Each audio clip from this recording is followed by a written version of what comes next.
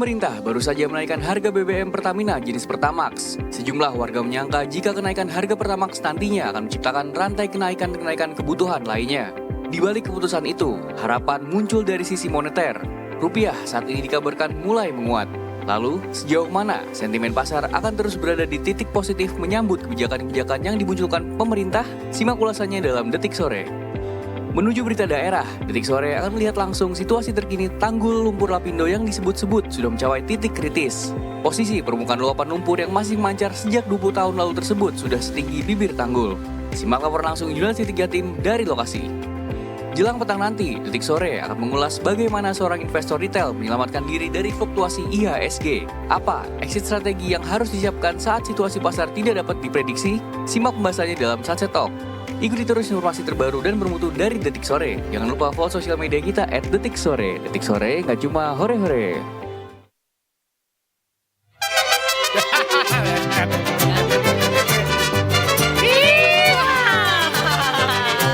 Pas banget memang. Enak kan gini Gun, lagunya Gun. Enak.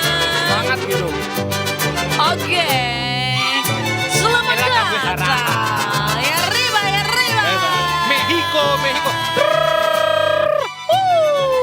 Gue kayak pengen tebar-tebar bunga gitu ya kan. Oke.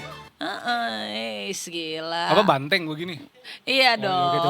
Wih, benar. Bener. Selamat datang di Detik Sore. Gak cuma hore-hore. Halo Detikers, apa kabarnya?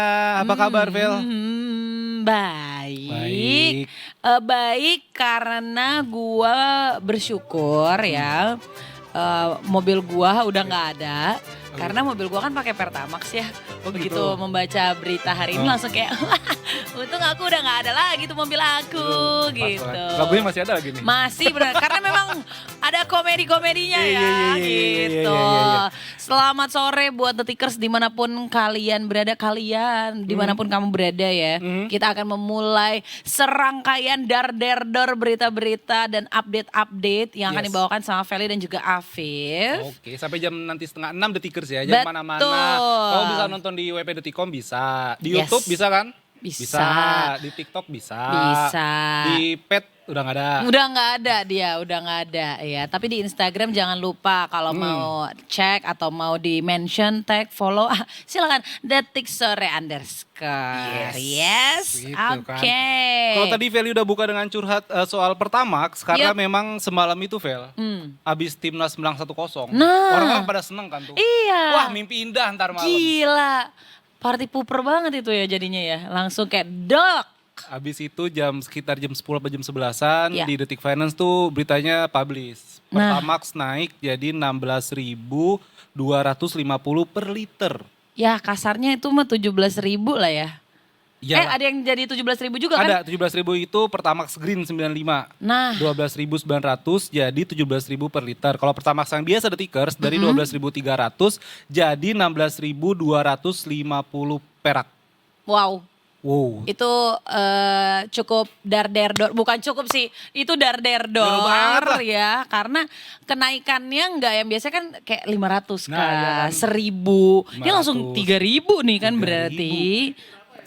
Satu tangki berapa? Nah, gue dulu nih ya, sebelumnya nih gue inget. Jadi mobil gue kasih nama, si Kimberly namanya. Kimberly. Asik.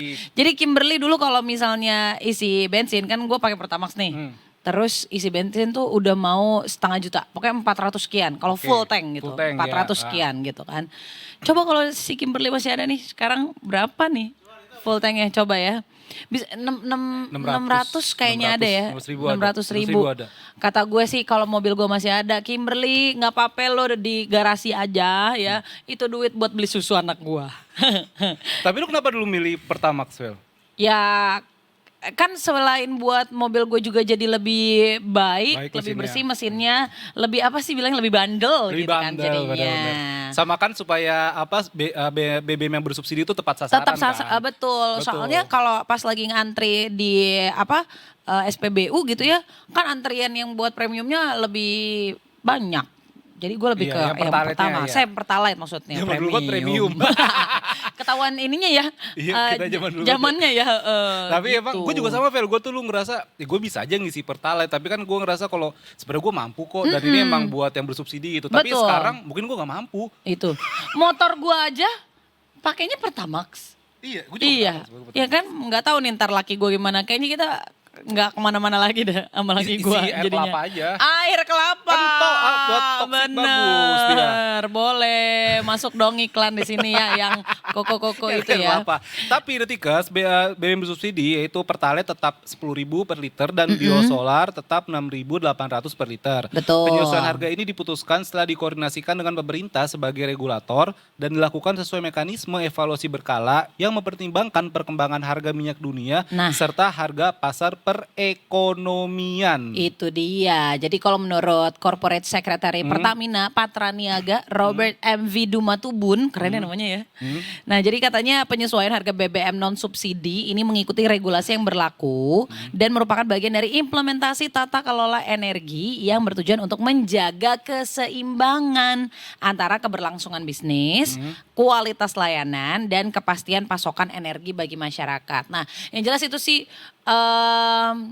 bukan blessing in disguise juga ya. Maksudnya kekhawatirannya adalah udahlah harganya naik, ntar jadi ada yang langka. Nah, itu kan yang lebih mengerikan Iya, ya. ditakutkan seperti itu. Dan juga ditakutkan ini, Vel, ada kalau misalnya yang biasa pakai Pertamax, tahu-tahu jadi Pertalite. Benar Itu juga. bahaya juga tuh, itu jangan kayak gitu Ntar tuh, malah Detikers. jadi kelangkaannya di situ kan Bisa takutnya. jadi sama kan kalau mesin mobil tuh kalau misalnya yang udah Octane 92 Yes. ya udah pakai yang itu aja begitu kan. Benar.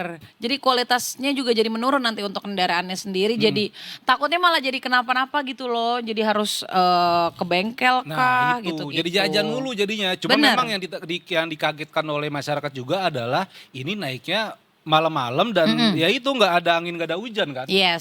Emang nggak ada angin nggak ada hujan semalam Betul, cerah gitu kan. cerah. Tapi tiba-tiba lah mana gue juga gue isi full tank aja ya tapi di jam 11 malam juga udah capek. Tapi gue emang selalu berpikir ya Detikers emang paling bener itu isi bensin tuh pas malam. Jadi begitu pagi lo udah nggak perlu antri iya, iya. lagi Nggak perlu gitu. isi bensin keluar, Jadi kayak benar, emang benar. udah tinggal langsung berangkat ke kantor kan gitu. Tapi ya tadi kan lo sempat bilang gitu ya kalau ya kaget juga gitu tadi malam nggak ada angin nggak ada hujan tiba-tiba. Nah ini juga memang sudah ada beberapa warganet asik warganet Detikers lah gitu yang emang beneran kaget gitu. Dan bahkan jadinya terfikir untuk beralih menggunakan Pertalite karena harganya lebih murah kan 10.000 kan. Iya 10.000 nggak naik. Ya 10.000 itu tetap. dia. Terus atau enggak yang apa tadi biosolar itu juga. Nah jadi salah seorang pengguna Pertamax bernama Arif. Sebut saja Arif dia ya.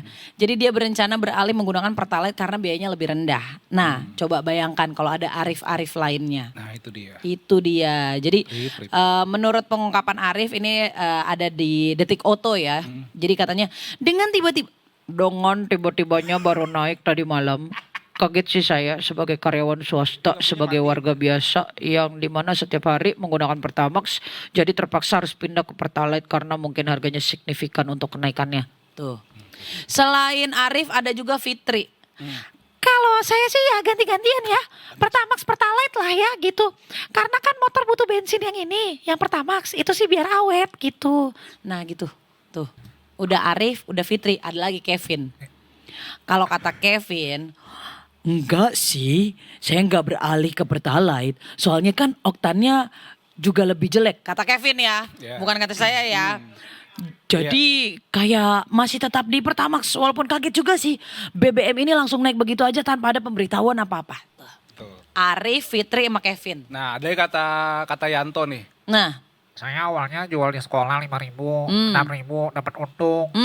Makanya saya pakai boraks. Yanto, ternyata Yanto dari sudut biru lain dia bukan tentang Pertamax ternyata dia ya. Tapi Pertamax Gun barangkali ya. Pertamax Gun. Ini pokoknya lengkapnya Detikers ya. Pokoknya BBM bersubsidi itu Pertalite tetap 10.000, biosolar 6.800.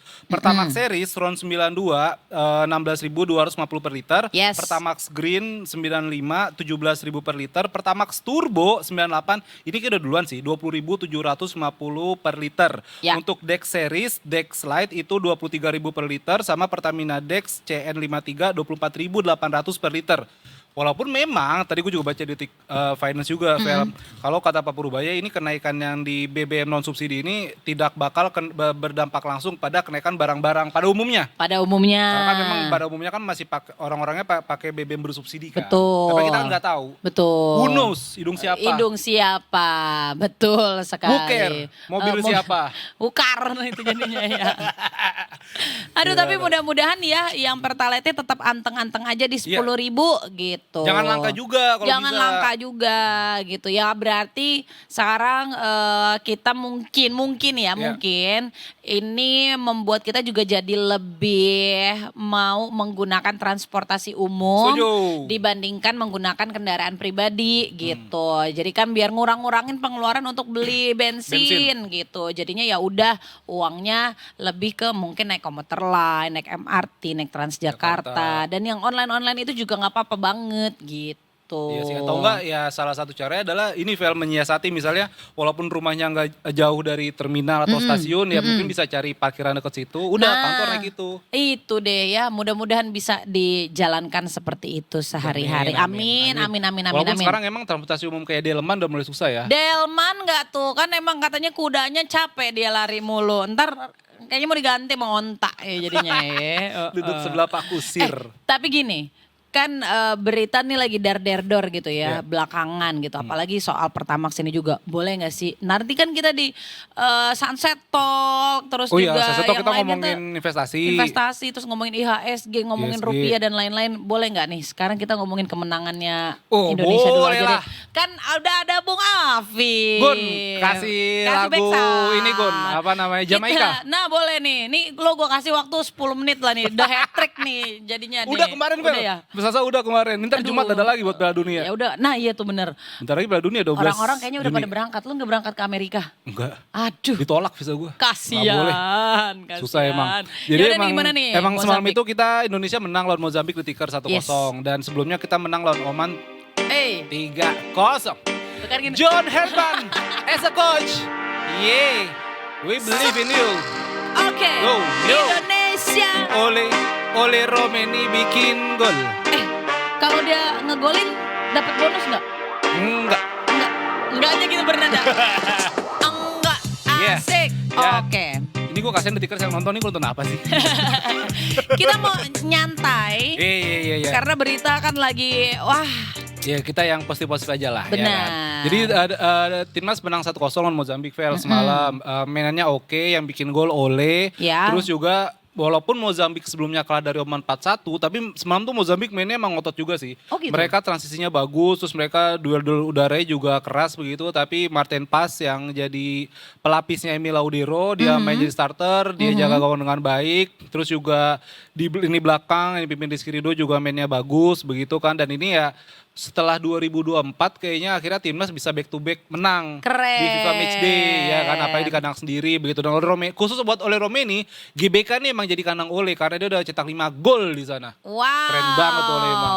Dan yang luar biasa menariknya nih ya Detikers, untuk level Asia Tenggara, Timnas Indonesia menjadi negara terbaik ketiga secara peringkat dunia. Ya, Iya, jadi berat FIFA. Thailand masih memimpin di posisi 94, terus Vietnam di urutan 99. Walaupun negara terbaik ketiga, tapi ya nggak apa-apa dong, itu sebuah peningkatan juga nggak Gak sih? apa-apa ya, walaupun kita memang naik peringkat Vel dari 122 ranking FIFA jadi 118 detikers. Dan ini Nah. masih tipis sih, kita tertinggal sama Sudan 0,08 poin, sama Sierra Leone di 119 dengan 3,83 poin.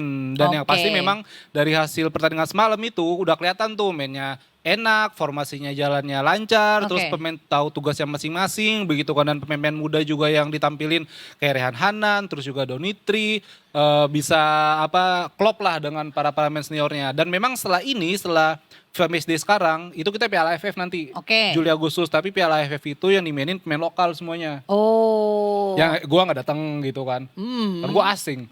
Siapa nih orang? Asing banget. Kayaknya asing nih orang. Antek-antek asing kamu. Nah, jadi AFF tapi nanti September itu kita masih ada FIFA Matchday. Tapi itu belum tahu lawannya siapa. Bocorannya sih katanya lawannya lebih berat daripada ini. Oke, tapi ya setidaknya mudah-mudahan udah makin solid Sudah gitu makin kan. solid. Tapi berarti Pak John mantep juga nih ya. Oh, Bisa mantep. membuat jadi dan ini nggak Nggak kebobolan, clean sheet. kebabalan ya Nggak benar. kebobolan, clean sheet emang John Clean Pantau. sheet ya? John Herman. John John Udah Pantau. nggak? Kelamaan, Udah nggak ada, Kak. zaman dulu ya. Ini nonton Gen Z loh. Sama Gen Beta nih anak gua Makin nonton di beta. rumah. Dan John Herman memang ngedegesin kalau dia senengnya tuh kita bisa clean sheet. Vel. Oke. Karena memang prinsip dia adalah ya cara menangin pertandingan tuh dimulai dengan clean sheet alias nggak kebobolan. Nah, gua kan nggak nonton nih, tapi penyerangan-penyerangan dari Mozambiknya banyak. Banyak tapi mereka suka stuck di kotak penalti kita lah. Oh. Dan Elkan Bagot, Tixi Rido juga mainnya bagus Pertahanan sih. kita berarti Duelnya bagus ya? Bagus banget. Sa- Sama Kevin Dix juga bagus. Tapi kipernya pasti deg-degan nih sebenarnya. Cuman dia jago dong. Jago kan Martin Pas kipernya. Iya, Walaupun pas gantiin banget. Emil. Martin mantap Pas pokoknya. banget. Keren. Pokoknya selamat buat timnas ya. Pasti nanti AFF semoga bisa juara dan nanti September kita nantikan siapa lawannya. Oke, nah itu adalah sekelibat berita yang menyenangkan ya karena Indonesia menang. Mudah-mudahan kita juga bisa terus mensupport. Gue baru inget Apaan tuh? STY jadi ini ya. Pelatih Jakarta, Pelatih Persija Persija ya? Jakarta iya. Wih, mantap juga Di kontrak 3 tahun. 3 tahun.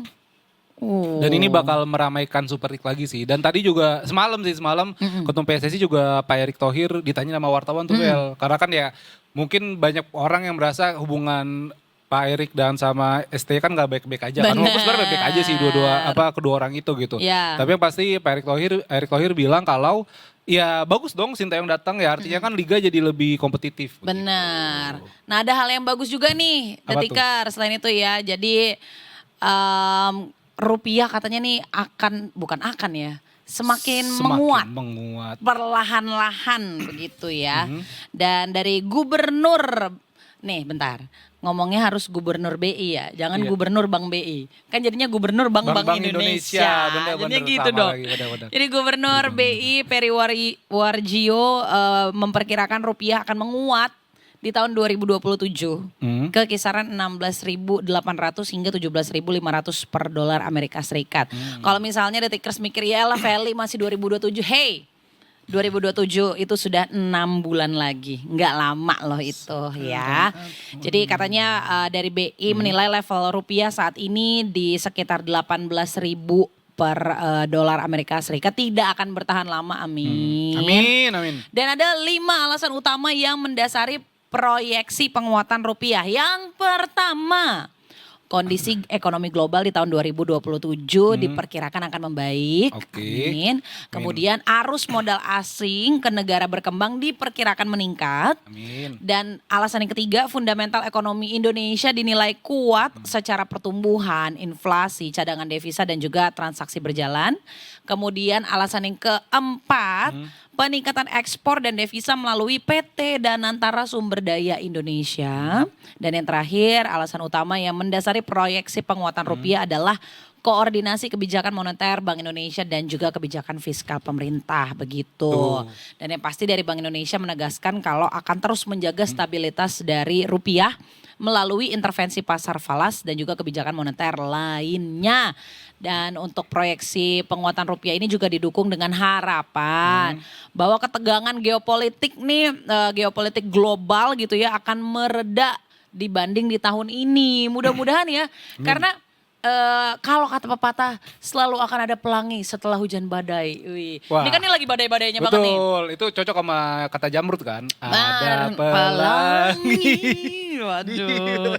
Ya kan kalau di apa sih yang saham kita biasa lihat kan ntar kan merah mulu, Merah, betul, merah, hijau kayak betul. dikit-dikit, kuning gitu ya. Nggak ada kuning ya? Ada Gun lagunya Aku Cinta Rupiah Gun, style Gun. Aku cinta rupiah, biar dolar merajalela. Wow. Lah aku Oke. besok kan disana sekarang Gun, besok Edo. Nah, Rickers hari ini per jam sekarang nih Vel. Oke, coba cek berapa?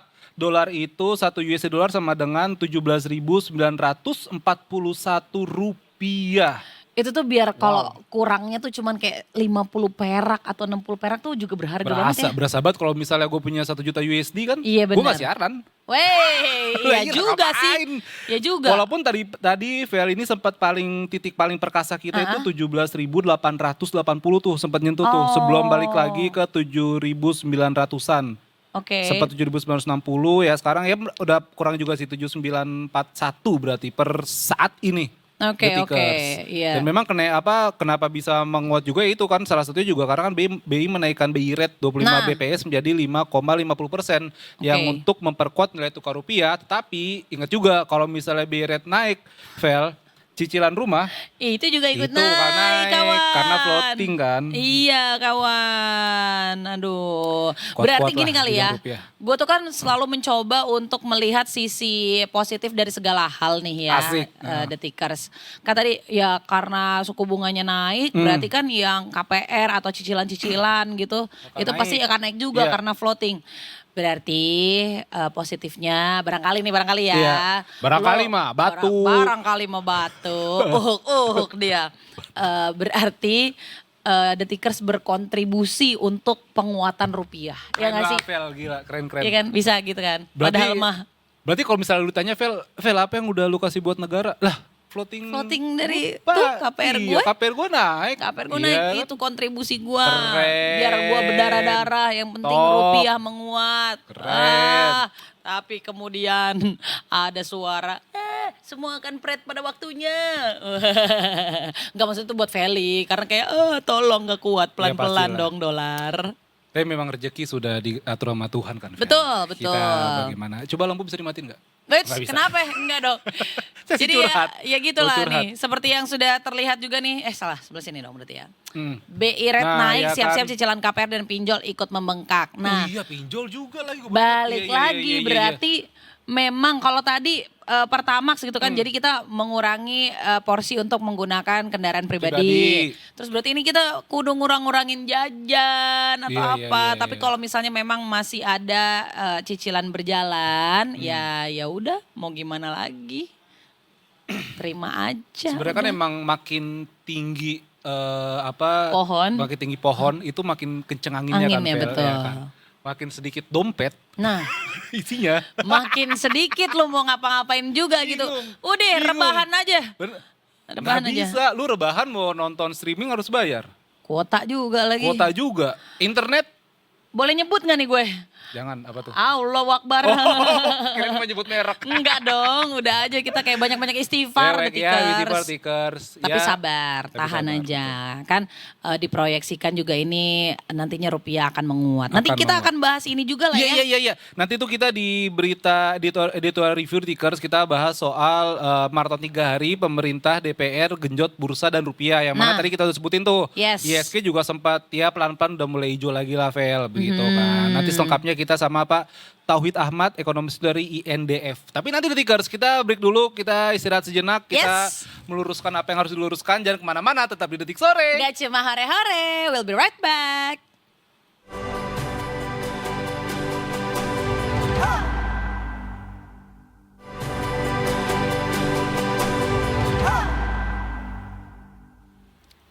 Welcome back to my channel. Enggak ya? Enggak ya? Detik Sore. gak Detik cuma Sore hore-hore. main channel nggak My tuh? My channel, My Adventure. Aduh, lain lagi. Itu TV sebelah itu. Dan sekarang kita masuk di editorial review Detikers. Ini Yap. kita lebih cepat hari ini karena memang beritanya lagi panas banget. Seperti kita ketahui Vel, 3 hari terakhir ini kan emang pemerintah dalam hari ini DPR lewat Wakil Ketua DPR RI Pak Sufmi Dasko ini kan ketemu sama apa namanya ya dengan BUMN juga Ya. gitu kan, dengan pihak-pihak terkait, dengan Menq juga Pak Purbaya Sama BI ya? sama BI juga. Jadi yang membuat itu tadi seperti kita bilang di awal Tikers, rupiah udah menguat, Yes. IHSG udah mulai nyaris kembali ke 6.000, udah mulai hijau lagi lah begitu kan. Yang mana ini bisa dibilang ya maraton pemerintah yang menjadi angin segar. Luar biasa. Walaupun keringetan ya. Ya Kan pasti maraton. maraton. Tapi ini ada angin segarnya. Ada angin segar ya. Dan untuk lebih tahu lengkapnya begitu, maksudnya untuk kita bisa memprediksi nih jangan-jangan. Yes. Enggak cuma bola aja bisa prediksi, ekonomi juga bisa prediksi. Ekonomi juga bisa dong. Nah makanya kita mau ngobrol bersama dengan seorang ekonom senior Indef ini dari Bapak Tauhid Ahmad. Selamat Selamat sore, Pak Tauhid. Selamat sore Mas Afif dengan Mbak Lia ya? Feli. Mbak Feli, oke Iya. Mbak Feli. Apa kabar Pak Tauhid? Kabar sehat. Alhamdulillah sehat. Nah ini seperti yang tadi udah disampaikan juga nih, kita udah sama-sama tahu kalau ada pertemuan yang mana ini koordinasi gitu kan ya untuk bursa untuk rupiah gitu kurang lebih.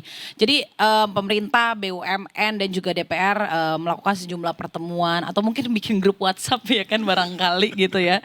Nah setelah serangkaian pertemuan itu IHSG nih langsung melonjak lebih dari 7% bahkan ya.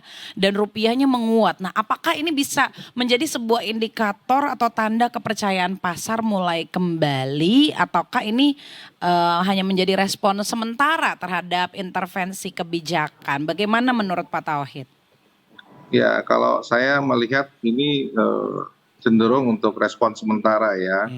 Memang pertemuan tersebut sebenarnya mengindikasikan komitmen pemerintah ya untuk memperbaiki atau meluruskan beragam isu yang katakanlah memiliki dampak terhadap capital outflow di kita, ya, terutama kalau kita lihat yang paling besar kan di saham ya, sampai triwulan kedua sampai 3 Juni outflow itu hampir 23,5 triliun, bahkan sepanjang tahun hampir 56,4 triliun. Nah itu saham yang dimiliki oleh keluar dari kita itu mengakibatkan memang nilai tukar kita cukup drop begitu ya.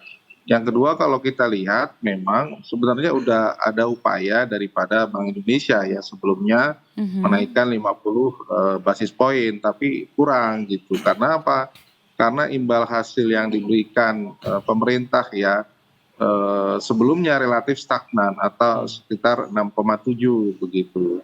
Nah dengan situasi katakanlah di pasar saham, SBN dan sebagainya itu tidak cukup menguatkan rupiah karena menandakan resiko yang ditanggung oleh para investor dengan kondisi ekonomi sekarang plus juga kondisi saham itu resikonya semakin besar sehingga para investor menginginkan imbal hasil yang kemudian lebih besar bukan 6,7. Nah memang dari pertemuan tersebut saya menangkap untuk imbal hasil ini dilepas ke mekanisme pasar sehingga kalau kita lihat pergerakannya begitu dilepas mungkin pasca pertemuan tersebut yang saya lihat adalah mulai meningkat seiring dengan hari kemarin BI mengumumkan naik lagi BI rate 25 basis poin dan itu akhirnya mendorong imbal hasil daripada surat berharga negara maupun SRBI terbang di atas 7%.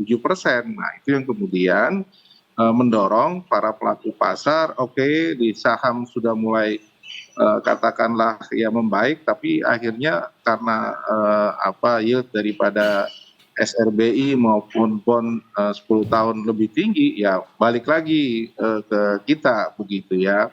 Nah saya kira itu yang kemudian menguatkan rupiah kuat pada beberapa hari terakhir. Nah kenapa disebut sementara? Karena pasar masih melihat ya komitmen pemerintah untuk membereskan beberapa isu yang kemudian mungkin kurang pro terhadap para investor terutama di sektor real begitu. Saya kira itu yang saya tangkap misalnya menyangkut keberadaan kebijakan devisa hasil ekspor, kebijakan satu pintu ekspor maupun berkaitan dengan pembatasan ekspor di tambang, mineral dan sebagainya. Itu yang kemudian direspon melalui konferensi pers gitu ya. Saya kira itu yang penting di situ. Iya, sama ada rencana buyback saham BUMN juga Pak Tauhid. Ini kan yang bisa dibilang menjadi salah satu katalis penguatan pasar. Tapi memang sampai sejauh mana sih strategi buyback saham ini untuk menjaga IHSG dan bagaimana strategi menjaga daya dorong di pasar saham kita, Pak? Ya kalau kita lihat polanya ini yang terjadi cukup besar ya. Sell itu pada saham-saham perbankan begitu ya. Asing itu melepas saham misalnya Bank BRI, Bank Mandiri sampai Bank BCA sekalipun begitu ya. Sehingga memang di tengah situasi bahwa para pemain pasar terutama asing ini melepas saham-saham bank pemerintah maka otomatis ya ada upaya ya saya kira untuk melakukan satunya buyback saham dengan modal yang saya kira memang dalam kondisi tersini ya mau tidak mau harus dilakukan sehingga ini bisa mendorong saham kembali bergairah begitu. Saya kira ini yang kemudian salah satu upaya bisa dilakukan. Namun yang paling penting juga agar ini continue ya meyakinkan para investor luar mengenai kredibilitas kebijakan yang dihasilkan, misalnya kepastian kebijakan, kepastian hukum dan sebagainya, sehingga mereka percaya bahwa ini tidak memberikan implikasi yang besar atau negatif terhadap iklim usaha di Indonesia secara keseluruhan. Sehingga kalau mereka lihat fundamental daripada bisnis Indonesia, kalau ada kepastian ini maka akan jauh lebih baik buat mereka dan otomatis saham bisa kembali pulih gitu Mas. Oke. bisa Nah, kembali pulih. ini juga kabarnya kan dari pemerintah sendiri optimis gitu kalau rupiah akan menguat di 2027 tadi ya sebenarnya 27, dan ya. juga mungkin bertahap gitu di semester 2 tahun 2026 ini gitu. Nah, sejauh mana nih menurut Pak Tauhid hal ini dipengaruhi oleh sentimen global yang masih belum berubah sejak beberapa waktu terakhir? Ya, kalau kita lihat memang ini apa namanya? Pertama begini, kalau kita lihat kenapa pengaruh dari global ya? Saya kira global ini kan kaitannya dengan isu tetap kebijakan The Fed ya mempertahankan suku bunganya sampai akhir tahun bahkan meningkat mungkin maksimal 25 basis point. Yang kedua, kalau ngelihat imbal hasil ya dari SBN Amerika 10-year bond itu memang meningkat yang biasanya 2-3% sekarang di atas 4%. Nah itu kan menarik minat daripada para pelaku pasar untuk capital outflow untuk keluar. Nah, saya kira itu yang kemudian ya harus direspon oleh Bank Indonesia maupun pemerintah Kementerian Keuangan untuk tarik ulur di pasar SRBI maupun SBN begitu. Nah, sementara kalau misalnya berkaitan dengan sentimen luar di pasar saham, memang harus dilihat, kita lihat satu persatu isunya ya. Yang pertama tentu saja sektor real yang kemudian berpengaruh kepada kinerja perusahaan. Nah ini saya kira isu-isu tadi yang saya sebutkan memang harus menjadi PR pemerintah. Namun yang kedua adalah kita tahu ya dalam secara periodik ya MSCI itu melakukan koreksi terhadap posisi posisi emiten-emiten kita. Bayangkan kemarin belum lama kurang lebih 15 sampai mungkin 18 ya emiten yang turun bahkan dikeluarkan begitu. Nah ini yang dikhawatirkan kalau ini terjadi nanti di bulan Juni atau di Oktober itu dilakukan terus-menerus. Nah sentimen asing akan keluar gitu ya. Memang kalau kita lihat misalnya di pasar SBN ya kepemilikan asing itu mungkin sekitar 12% ya sudah terlebih rendah. Tetapi mereka yang paling aktif keluar masuk begitu. Nah sementara kalau di kita misalnya kepemilikan oleh BI, bank dan sebagainya itu relatif stabil begitu. Tapi kalau asing in outnya cepat. Termasuk di pasar saham mereka yang paling memang tidak dominan ya. Tetapi karena mereka yang paling cepat keluar masuknya dengan big cap yang cukup besar itu yang kemudian mempengaruhi katakanlah saham kita gitu ya. Mungkin catatannya kan ada 4 langkah reformasi yang kemudian tetap harus dibereskan, misalnya transparansi kepemilikan saham di atas 1%, penguatan granularitas ya klasifikasi investor, sampai memang peningkatan batas minimum free float itu juga penting, nah, termasuk juga kerangka untuk high sharing holding ya, concentration itu juga diperbaiki. Jadi itu yang harus cepat dilakukan sehingga memang upaya dari bursa juga bisa dilihat oleh para investor asing ataupun sentimen dari para pemain asing gitu. Masalahnya ini yang sulit misalnya isu-isu yang katakanlah soal kebijakan pemerintah, soal ekspor dan sebagainya, yaitu memang perlu direspon agak lebih cepat dan harus ada upaya perbaikan begitu, termasuk dialog dengan para pelaku usaha misalnya di batu bara, di sawit dan sebagainya agar apa ya tidak berat sebelah untuk para pelaku usaha gitu. Saya kira mungkin itu penting gitu, Oke, Mbak.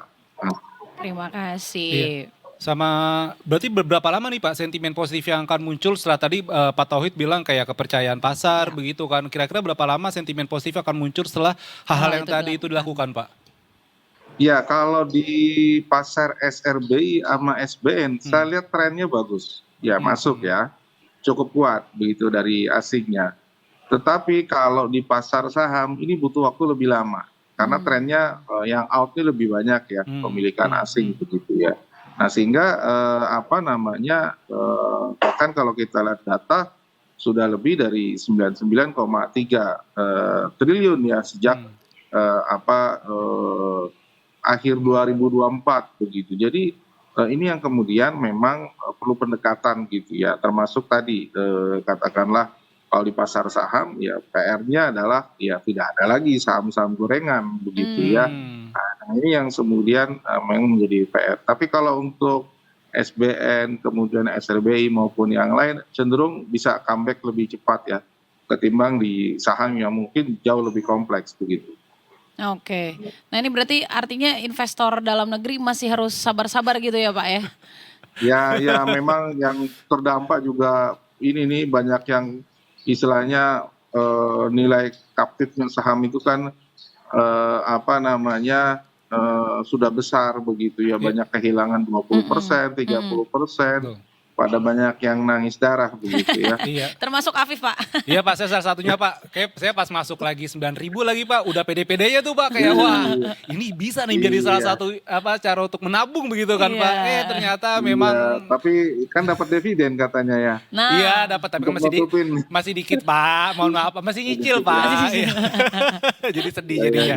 Berarti kalau gitu nih bisa dibilang new normal IHSG ya Pak ya. Maksudnya kita dulu ya tahun lalu dengan saham-saham Konglo begitu yang sampai kita 9.000, 10.000 kita nembus batas tinggi begitu. Apakah sekarang mungkin ya new normal IHSG nih Pak berarti untuk Indonesia Pak? Bisa jadi kalau kita lihat kan dulu IHSG kita itu kan bisa sampai katakanlah 9.000 ya.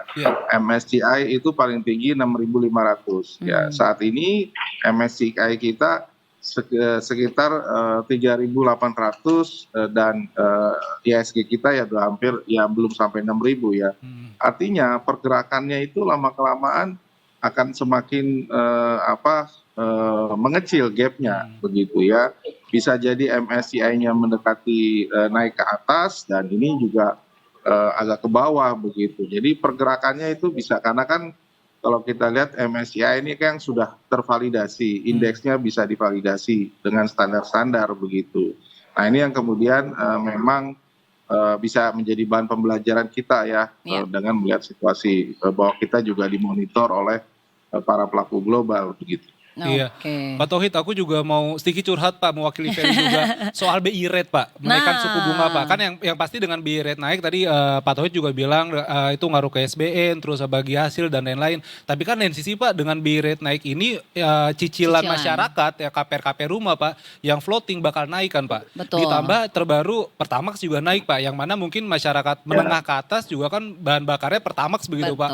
Apa yang harus masyarakat persiapkan begitu Pak di indeks ekonomi begitu Pak? Indeks ekonomi, yes. Ya memang begini, ketika katakanlah BI rate naik, konsekuensinya suku bunga naik, cicilan naik dan sebagainya. Putaran pertama itu. Kemudian kedua, karena krisis global minyak ya terpaksa harga minyak harus naik daripada fiskalnya kita defisitnya membengkak begitu ya. Saya kira memang pilihan sulit bagi pemerintah dalam situasi seperti ini. Nah, apa yang harus dilakukan masyarakat? Memang yang paling pertama ya, kalau masih punya uang, ya mungkin ya sekarang kalau lagi SBN lagi naik, kemudian ini lagi naik, ya bisa dialihkan ke sana begitu ya. Jangan beli emas begitu ya, itu yang pertama. Yang kedua ya, kalau misalnya yang biasa konsumsi barang-barang impor ya atau misalnya nih apa misalnya alat elektronik, kemudian skincare dan sebagainya yang impor-impor nih kurangi dulu lah, pakai yang lokal begitu kan, mendorong UMKM lokal nih lebih bagus begitu ya. Saya kira itu. Nah, yang ketiga memang kalau situasi gini memang mau nggak mau ada efisiensi, ya, efisiensi tadi memilih katakanlah ya yang barang-barang yang kemudian masih relatif cukup baik meskipun kita agak sedikit menurunkan kualitasnya, yang penting masih ramah di kantong gitu ya. Saya kira itu ya. Kemudian kalau mau nyicil dan sebagainya jangan pinjol dulu lah, ini bunganya akan naik sebentar lagi begitu ya. Saya kira ini hal-hal yang bisa dilakukan ya. Kalau memang lagi situasi gini kemungkinan ke depan sulit diprediksi. Ya tadi hindari kredit yang bunganya floating begitu ya. Kalaupun ada cari yang fix dan bisa dibayar lah gitu. Iya. Mungkin itu. Minjem temen aja atau nggak pinjam saudara ya. Nggak ada bunganya biasanya ya. Bener. Cuman kalau minjem saudara takutnya nggak dibalikin. Ya pokoknya pakai inilah elus-elus dengkul dulu lah, jadi gini. Kita kan sama-sama tahu ya. Tapi ini Pak, izin punten balik lagi ke pertanyaan pertama gitu ya. Ketika kita tahu ada pertemuan-pertemuan antara pemerintah, BUMN, DPR dan BI juga gitu ya. Koordinasi yang dilakukan kurang lebih 3 hari ini bisa membuat IHSG tuh melonjak lebih dari 7% tadi gitu ya. Nah, apakah ini menunjukkan kalau selama ini ternyata sebenarnya pasar tuh mengalami krisis kepercayaan dibanding krisis fundamental? Bagaimana menurut Pak Tauhid? Saya kira ya itu pertama betul ya, karena kepercayaan itu kan dibangun oleh apa yang disampaikan oleh pemerintah terhadap beragam kebijakan. Misalnya begini, ketika BI rate naik, ya otomatis kan menjadi satu insentif bagi para investor. Tetapi ternyata ya kebijakan misalnya untuk naikkan SRBI itu direspon positif, tetapi ketika katakanlah di sektor fiskal tidak menaikkan katakanlah SBN, ya tertahan, artinya pasar SBN nggak laku begitu ya. Karena apa? Di fiskal kalau saya bayar bunga lebih tinggi dari sebelumnya, maka saya harus bunga utang lebih mahal. Nah ini kan situasinya sekarang nih serba salah. Yang satu mendorong stability rupiah, yang satu menahan itu untuk pertumbuhan ekonomi karena duitnya lagi dibutuhkan gitu. Karena kalau bayar bunga pasti kan otomatis sisa uangnya kurang. Nah ini yang saya kira dalam situasi itu ya memang harus salah satu harus mengalah begitu ya. Dua-duanya sama-sama penting. Stability rupiah ya, inflasi terjaga, tapi juga growth bisa tumbuh. Nah ini karena momentum sekarang adalah penguatan rupiah ya, sementara growth-nya mungkin agak sedikit melambat. Saya kira itu yang harus dipikirkan. Termasuk soal tadi trust pemerintah dalam banyak hal ya, terutama di pasar saham tadi ada 4 agenda yang harus diteruskan dan ditransparansikan.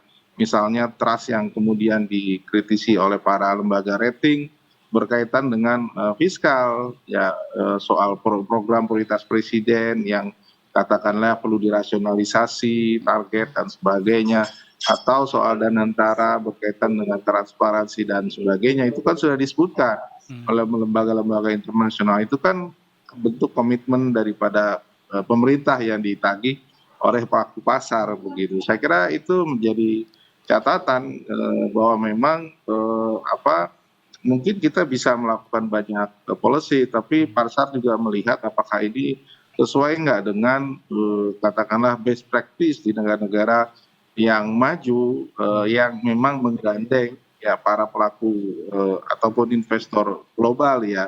Kalau mereka terlibat ya jadikan mereka menjadi bagian dari katakanlah proses pengambilan kebijakan di kita begitu. Baik. Pak Tauhid terakhir nih Pak, kan 2027 tinggal 6 bulan lagi nih Pak. Nggak terasa lagi. kan Pak, bentar lagi Piala Dunia juga nggak kerasa. Sekarang angin segarnya mungkin ya ISG udah mulai hijau lagi, terus rupiah udah menguat lagi. Apakah nanti sampai akhir 2026 Pak, menurut prediksi Pak Tauhid, ekonomi Indonesia itu bagaimana sih Pak? Karena memang belakangan gitu Pak, belakangan juga muncul kan kayak isu, wah dolar nembus 10.000, kayak begitu-begitu kan Pak. Maksudnya masyarakat juga resah begitu Pak. Ya menurut saya kalau memang kalau misalnya begini, kalau kita lihat insentif dari suku bunga BI ini makin tinggi, ya kemungkinan ada perbaikan dari nilai tukar bisa kembali ke angka 17.000 ya. Tapi konsekuensinya memang putaran ekonomi agak sedikit terhambat karena orang mau minjam dengan bunga yang tinggi kan juga rada males. Gitu ya. UMKM juga nggak berani ekspansi, pelaku bisnis bunganya mahal banget gitu. Jadi konsekuensinya di kuartal kedua atau tiga mungkin lebih rendah daripada kuartal pertama yang sekitar 5,6. Tapi ya it's okay, ini satu pilihan ya, daripada nilai tukar kita nanti tembus 20.000, wah itu dampaknya akan jauh lebih besar lagi gitu ya. Jadi ini yang harus diambil, karena itu ya jalannya adalah bagaimana kemudian ya program-program itu dari pemerintah bisa mendorong pertumbuhan. Nah, tinggal pilihan-pilihannya mana yang paling efektif mendorong pertumbuhan ekonomi, multiplier, nilai tambah, termasuk penyerapan tenaga kerja. Nah ini yang kemudian masih ada waktu begitu ya, misalnya kita sepakat untuk beberapa program prioritas dilakukan reformasi ulang dan sebagainya sehingga bisa benar-benar membantu masyarakat gitu. Oke. Amin. Kita nantikan lah ya di Iya. 6 bulan terakhir 6 bulan ini, terakhir ini. mudah-mudahan ya kayaknya mah dari dulu pikirannya pengennya semuanya makin baik aja lah itu ya intinya ya Pak ya. begitu. Betul. Itu kita tinggal lihat deh nanti pertemuan-pertemuan dari pemerintah dan semua stakeholder yang ada gitu ya. Bagaimana mereka meracik supaya badai moneter Indonesia bisa dilewati. Amin. Terima kasih banyak Pak Tauhid atas waktunya Pak. Terima kasih. Terima kasih. Yuk, Selamat sore Pak. Sehat selalu Pak Tauhid. Terima kasih Pak. Yuk, terima kasih. Wah ini sebuah obrolan yang daging banget gitu ya. Gimana ya? Ada optimistis di situ ya kayaknya dari tadi ya. Walaupun sebenarnya Vel bisa dibilang ini pemerintah maju kena mundur kena ya nggak sih? Betul. Ya kalau misalnya tadi kata Pak Tauhid kalau nggak naikin suku bunga ya rupiah terus tertekan begitu kan. Benar. Tapi ketika naikin ya itu apa cicilan KPR makin Yes. mahal. Tapi ya gimana ya? Maksudnya kita punya timnas jago nih. Ekonomi kita juga jago harusnya. Arusnya. Itu yang masih lagi dicari formulanya ya. Untuk sementara kita masyarakat emang disuruh jadi martir kita ya. Oke, baiklah kita Dokter mau. dong, dokter martir. Bukan dong, itu ke Sepatu. 2000 ya pokoknya. Markir kali ah. Oke kita break dulu ya, nanti kita akan lanjutkan abis ini Ada ya. Berita Nusantara. Betul Ini juga sekali. sempat rame nih. Ada yang Lupur Lapindo The Tickers. Ini katanya sekarang sudah menyentuh hampir bibir tanggul. Nah ini tapi yang makin bahaya kalau dia udah menyentuh bibir tangsel ya. Ini kan baru tanggul ya. Oke kita akan kembali sesaat lagi tetap di Detik Sore. Enggak cuma ore-ore.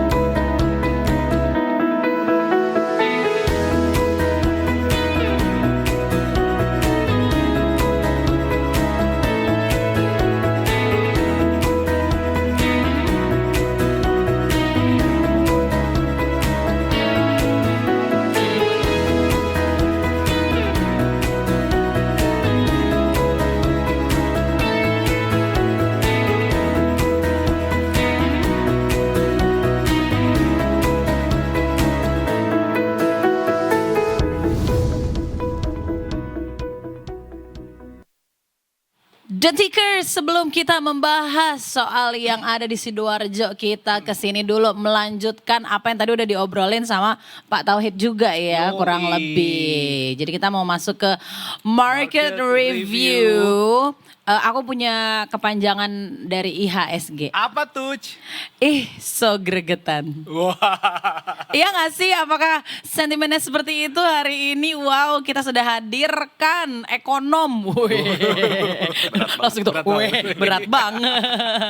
Kita ada Mas Andi dari Mega Capital Sekuritas. Selamat sore, Mas Andi. Selamat sore Mas Andi. Welcome Mas Andi. Ya. Tapi sebelum mulai, ini tadi Feli Curhat apa bilang, nih? Feli curhat Mas. Katanya pertama kali gue di Detik Sore, akhirnya ngeliat Ijo. Ijo ya. Serius Mas? Iya, iya emang. Bener ya? Iya emang semenjak MSCI itu kan kita jarang banget lah. Nah itu dia, bagaimana kenaikan bisa harga ini? penutupan. How come tuh? Pokoknya pertanyaan kalau lagi market review yang akan dilemparkan oleh Feli pasti gimana ini Mas? Piye coba Iya. dijelaskan Jadi, ini. kalau ngelihat pergerakan di hari ini tuh sebenarnya sentimennya masih sentimen yang kemarin yang berlanjut. Oke. Sebelumnya kan kemarin malah kita kenaikannya itu sekitar 7,5% kan. Iya betul. Itu disebabkan karena adanya sentimen positif dari kenaikan suku bunga BI rate. Sebenarnya secara teoritis kenaikan suku bunga BI rate itu biasanya respon negatif oleh market di IHSG karena Iya. secara teori kan meningkatkan cost of capital dari para perusahaan Yes. dari corporate. Tapi untuk kali ini konteksnya adalah terkait stabilitas nilai tukar. Jadi market nih ngelihatnya kenaikan BI rate ke 5,5% itu sebagai keseriusan lah dari sisi moneter untuk menyetabilkan atau setidaknya menguatkan rupiah. Karena kenaikan 25 basis point kemarin itu juga kan sebenarnya di luar agenda dari RDG itu sendiri kan. RDG itu sendiri kan baru akan diagendakan 18 Juni. Jadi kemungkinan ketika RDG nanti akan terjadi kenaikan suku bunga BI rate lagi sih. Oh, Jadi naik lagi. ini dinilai positif karena keseriusan untuk menguatkan rupiah.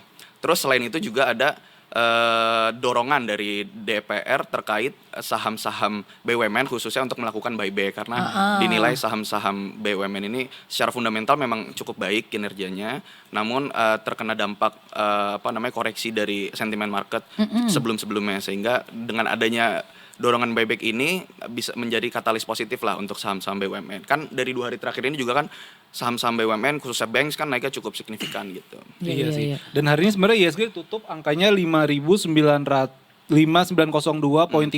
atau 155.73 atau plus 2,71% Mas. Yap. Tapi yang patut dicermati juga sebenarnya net foreign sale itu masih tinggi. Iya. Hari ini itu per midday asing itu ngebelinya 6 triliun, ngejualnya 9 triliun. Iya. Wow. Ini apa yang terjadi Mas? Dan kalau year to date ini sampai 60-70 triliun ya? Year to date sih berdasarkan yang saya cek itu di regular market ya itu sekitar 75 triliun. Karena kalau kita bahas year to date ya tentu MSCI kemarin kan Oh besar iya, ada banget ngaruh-ngaruhnya. outflow-nya kan. Terus ditambah FTSE juga. Nah, memang dari 2 hari terakhir ini kenaikan IHSG ini tidak linear lah dengan foreign flow, di mana kemarin pun asing itu masih keluar sekitar 2,5 T di regular market. Dan hari ini di sesi 1 itu di all market itu 2,75 triliun.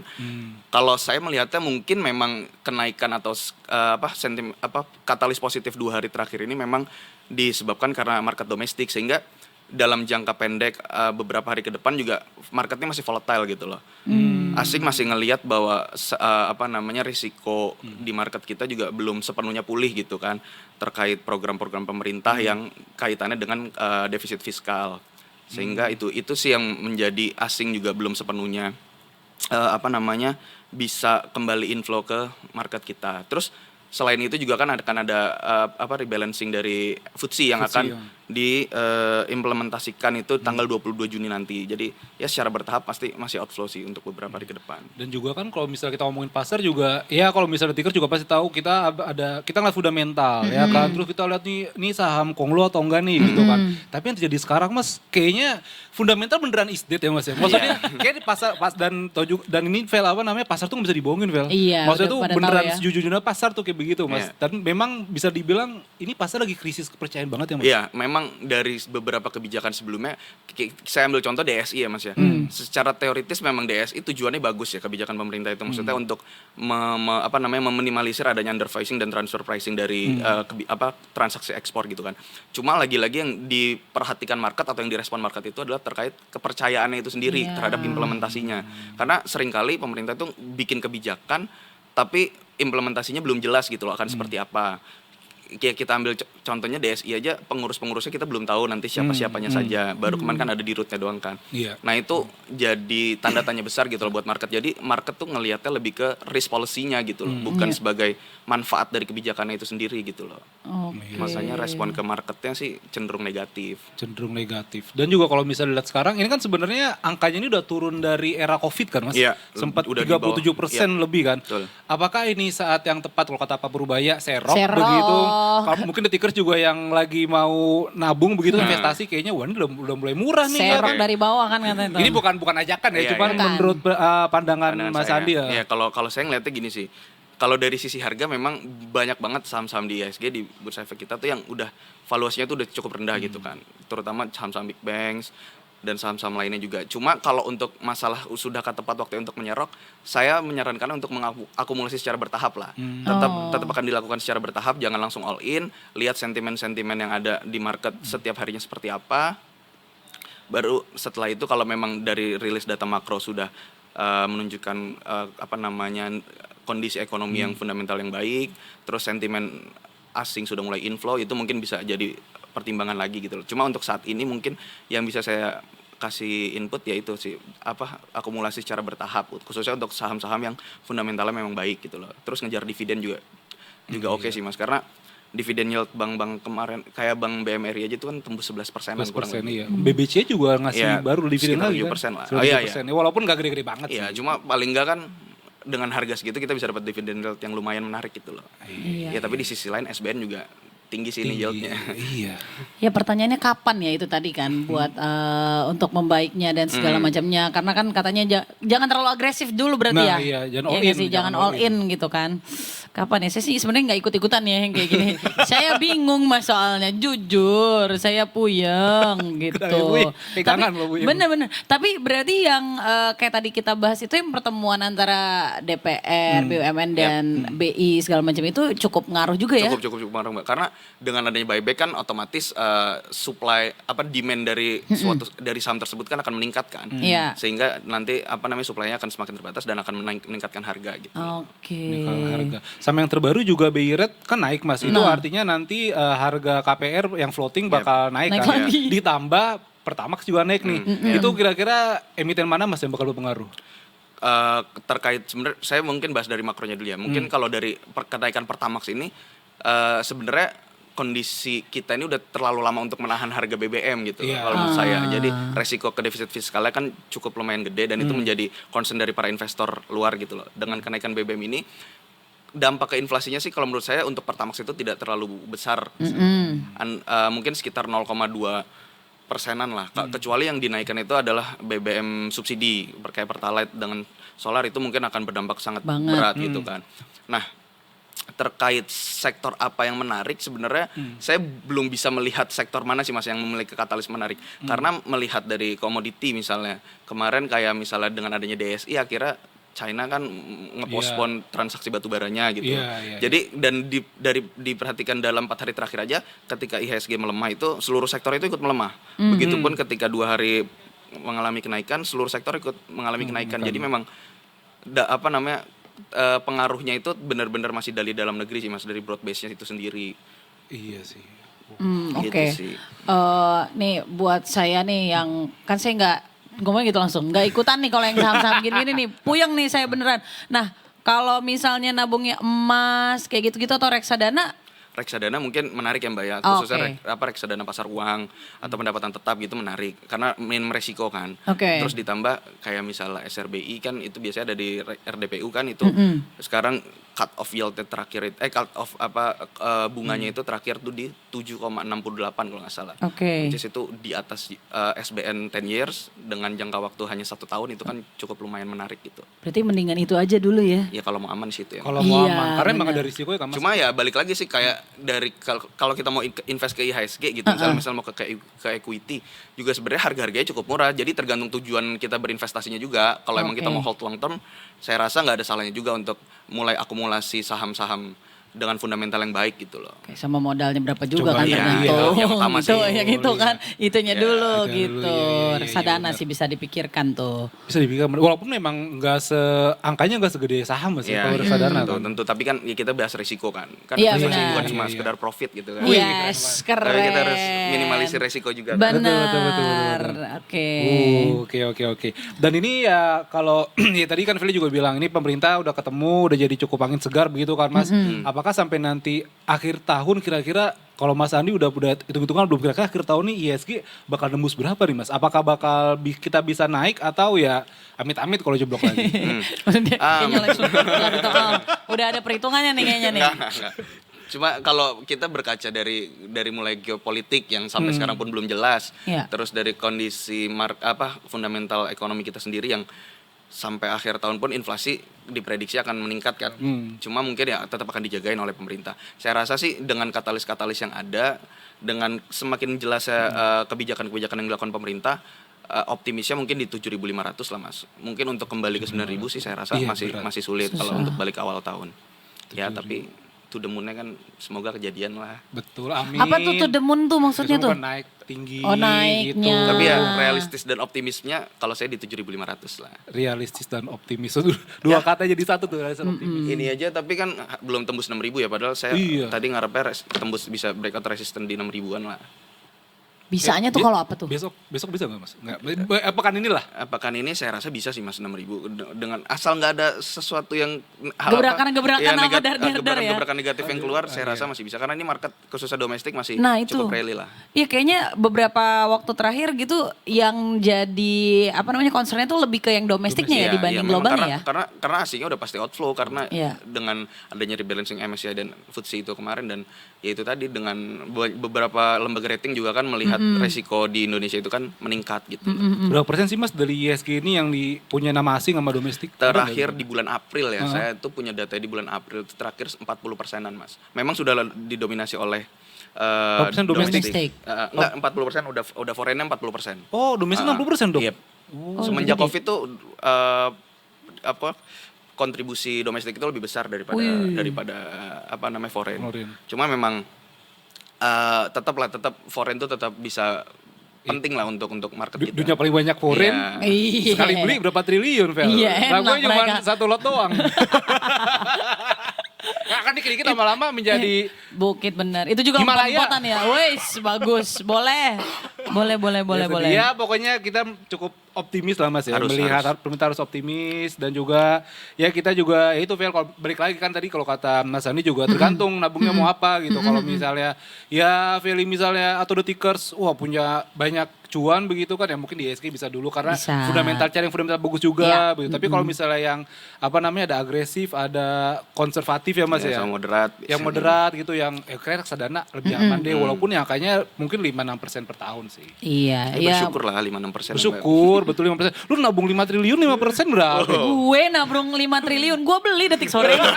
Gila, sama Detik Pagi sekalian. Mas Andi jadi coach gue. Bisa, lu mau kemana? Ha? Nonton FIFA di Piala Dunia? Boleh. Nabung 5 triliun. Amin. Mas Piala Dunia jagoin siapa Mas? Wait. Portugal. Wih. Saya fans MU soalnya Mas. Oh, gitu. 2008 ya, di 2008 ya. Jadi pegang Bruno-nya aja lah. Oh pegang Bruno, kayaknya Ronaldo juga. Tapi- Ronaldo-nya mah paling penyemangat aja kayaknya di edisi kali ini mah. Kalau pecinta-pecinta bola gitu mereka lebih cenderungnya ke mana nih? Reksadana atau apa? Atau Waduh. enggak ya? Enggak bisa ya? Enggak kelihatan dari situ ya? Saya mau nyebut yang lain takut nih. Oh iya, Ntar, ngerti. udah mati aja. Ntar gua Ngerti, kasih tahu. saya Ntar gua ngerti. kasih tahu, ada. Saya Bakal ngerti. kaget lu pasti. Bang, enggak. Kita Pasti kaget lu. tapi Pasti kita bakal kaget. membicarakan hal yang sama gak nih kira-kira? Iya, arahnya ke situ tapi bakal kaget kan. Ntar gue kasih tahu. Tuh gue ngomongin BI rate lagi aja deh gitu. Paham. Oke lah kalau Oke. begitu. Tadi itu berarti tadi kita sempat obrolin katanya tahun 2027 dari Apa tuh? pemerintah dari BI meyakini kalau dolarnya kita akan di berapa tadi? 16.000 Emang nggak mau lebih ini lagi ya? lebih turun lagi. Iya gitu nggak bisa ya.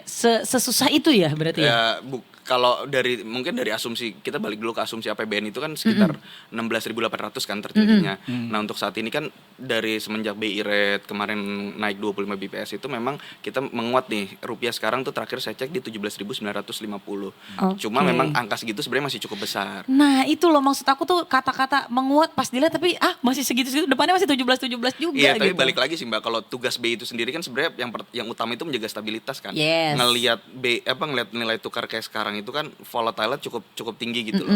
Jadi memang untuk sekarang sih mungkin dijaganya di 17.000. Targetnya mungkin di tahun ini 17.500 lah. 17.000 tahun ini ya. Tahun ini ya. Tahun ini ya, sampai 2026 ini kelar gitu lah ya. Ntar 2027 14.000. Widih. 8.000. 2045. Gila, balik Indonesia lagi gue. emas. Amin. Amin. Tunggu, kalau nunggu selama itu kelamaan dong pemirsa ya. Oke, ada lagi mungkin yang bisa ditambahin dan ini buat Detikers harus melakukan apa nih beberapa waktu ke depan? Karena tadi ada tanggal-tanggal yang perlu dinantikan tuh ya. Tanggal 18 Juni tadi apa tuh? Apa FTSE tadi, rebalancing tadi, terus ada juga terkait apa namanya MSCI terkait status ke suatu negara itu menjadi emerging atau frontier, itu juga di sekitar 20-an Juni saya lupa tanggalnya berapa ya, paling itu aja sih. Cuma kalau untuk konteks MSCI sih sebenarnya saya masih meyakini bahwa Indonesia akan tetap di emerging market sih. Keren. Akan turun kasta lah. Amin. Ya intinya mah tetap waspadalah aja. Iya, perhatiin sentimen-sentimen lah supaya pemerintah suka. Iya, iya nih. Dia ngomong bener. Nah, abis itu fade up mas, mikrofonnya di sini, jangan dijauhin. Suara rakyat tuh suara hati biasa. Benar. Makasih banyak Mas Andi, Sobat Analitik Sore, jauh-jauh dari Bang Mega. Enggak jauh ya, cuma berapa Kalau langkah moonwalk dia. jauh. Iya, enggak Belum deh. naik tangga. Udah, buruan dek dinginan. Makasih banyak Mas Andi. Mas Andi, terima kasih. Selamat sore. Oke, nah buat Detikers, berarti kita abis ini nih baru nih kita ngomongin berita Nusantara. Lumpur Lapindo yang tadi itu yang kena tanggul bukan tangsel. Tapi maksudnya berita-berita kayak gini tuh yang bisa menjadi si sentimen-sentimen domestik tadi itu ya nggak sih? Tergantung ya. Ngaruh apa enggak nih seberapa nih? Emiten mana gitu. Iya kayak gitu-gitu ya. Aduh makanya mudah-mudahan antang-antang aja ya negara kita ya Allah Tuhan. Oke Detikers, kita break dulu, abis itu kita break lagi ngomongin berita Nusantara, tetap di Detik Sore. Gak cuma hore-hore.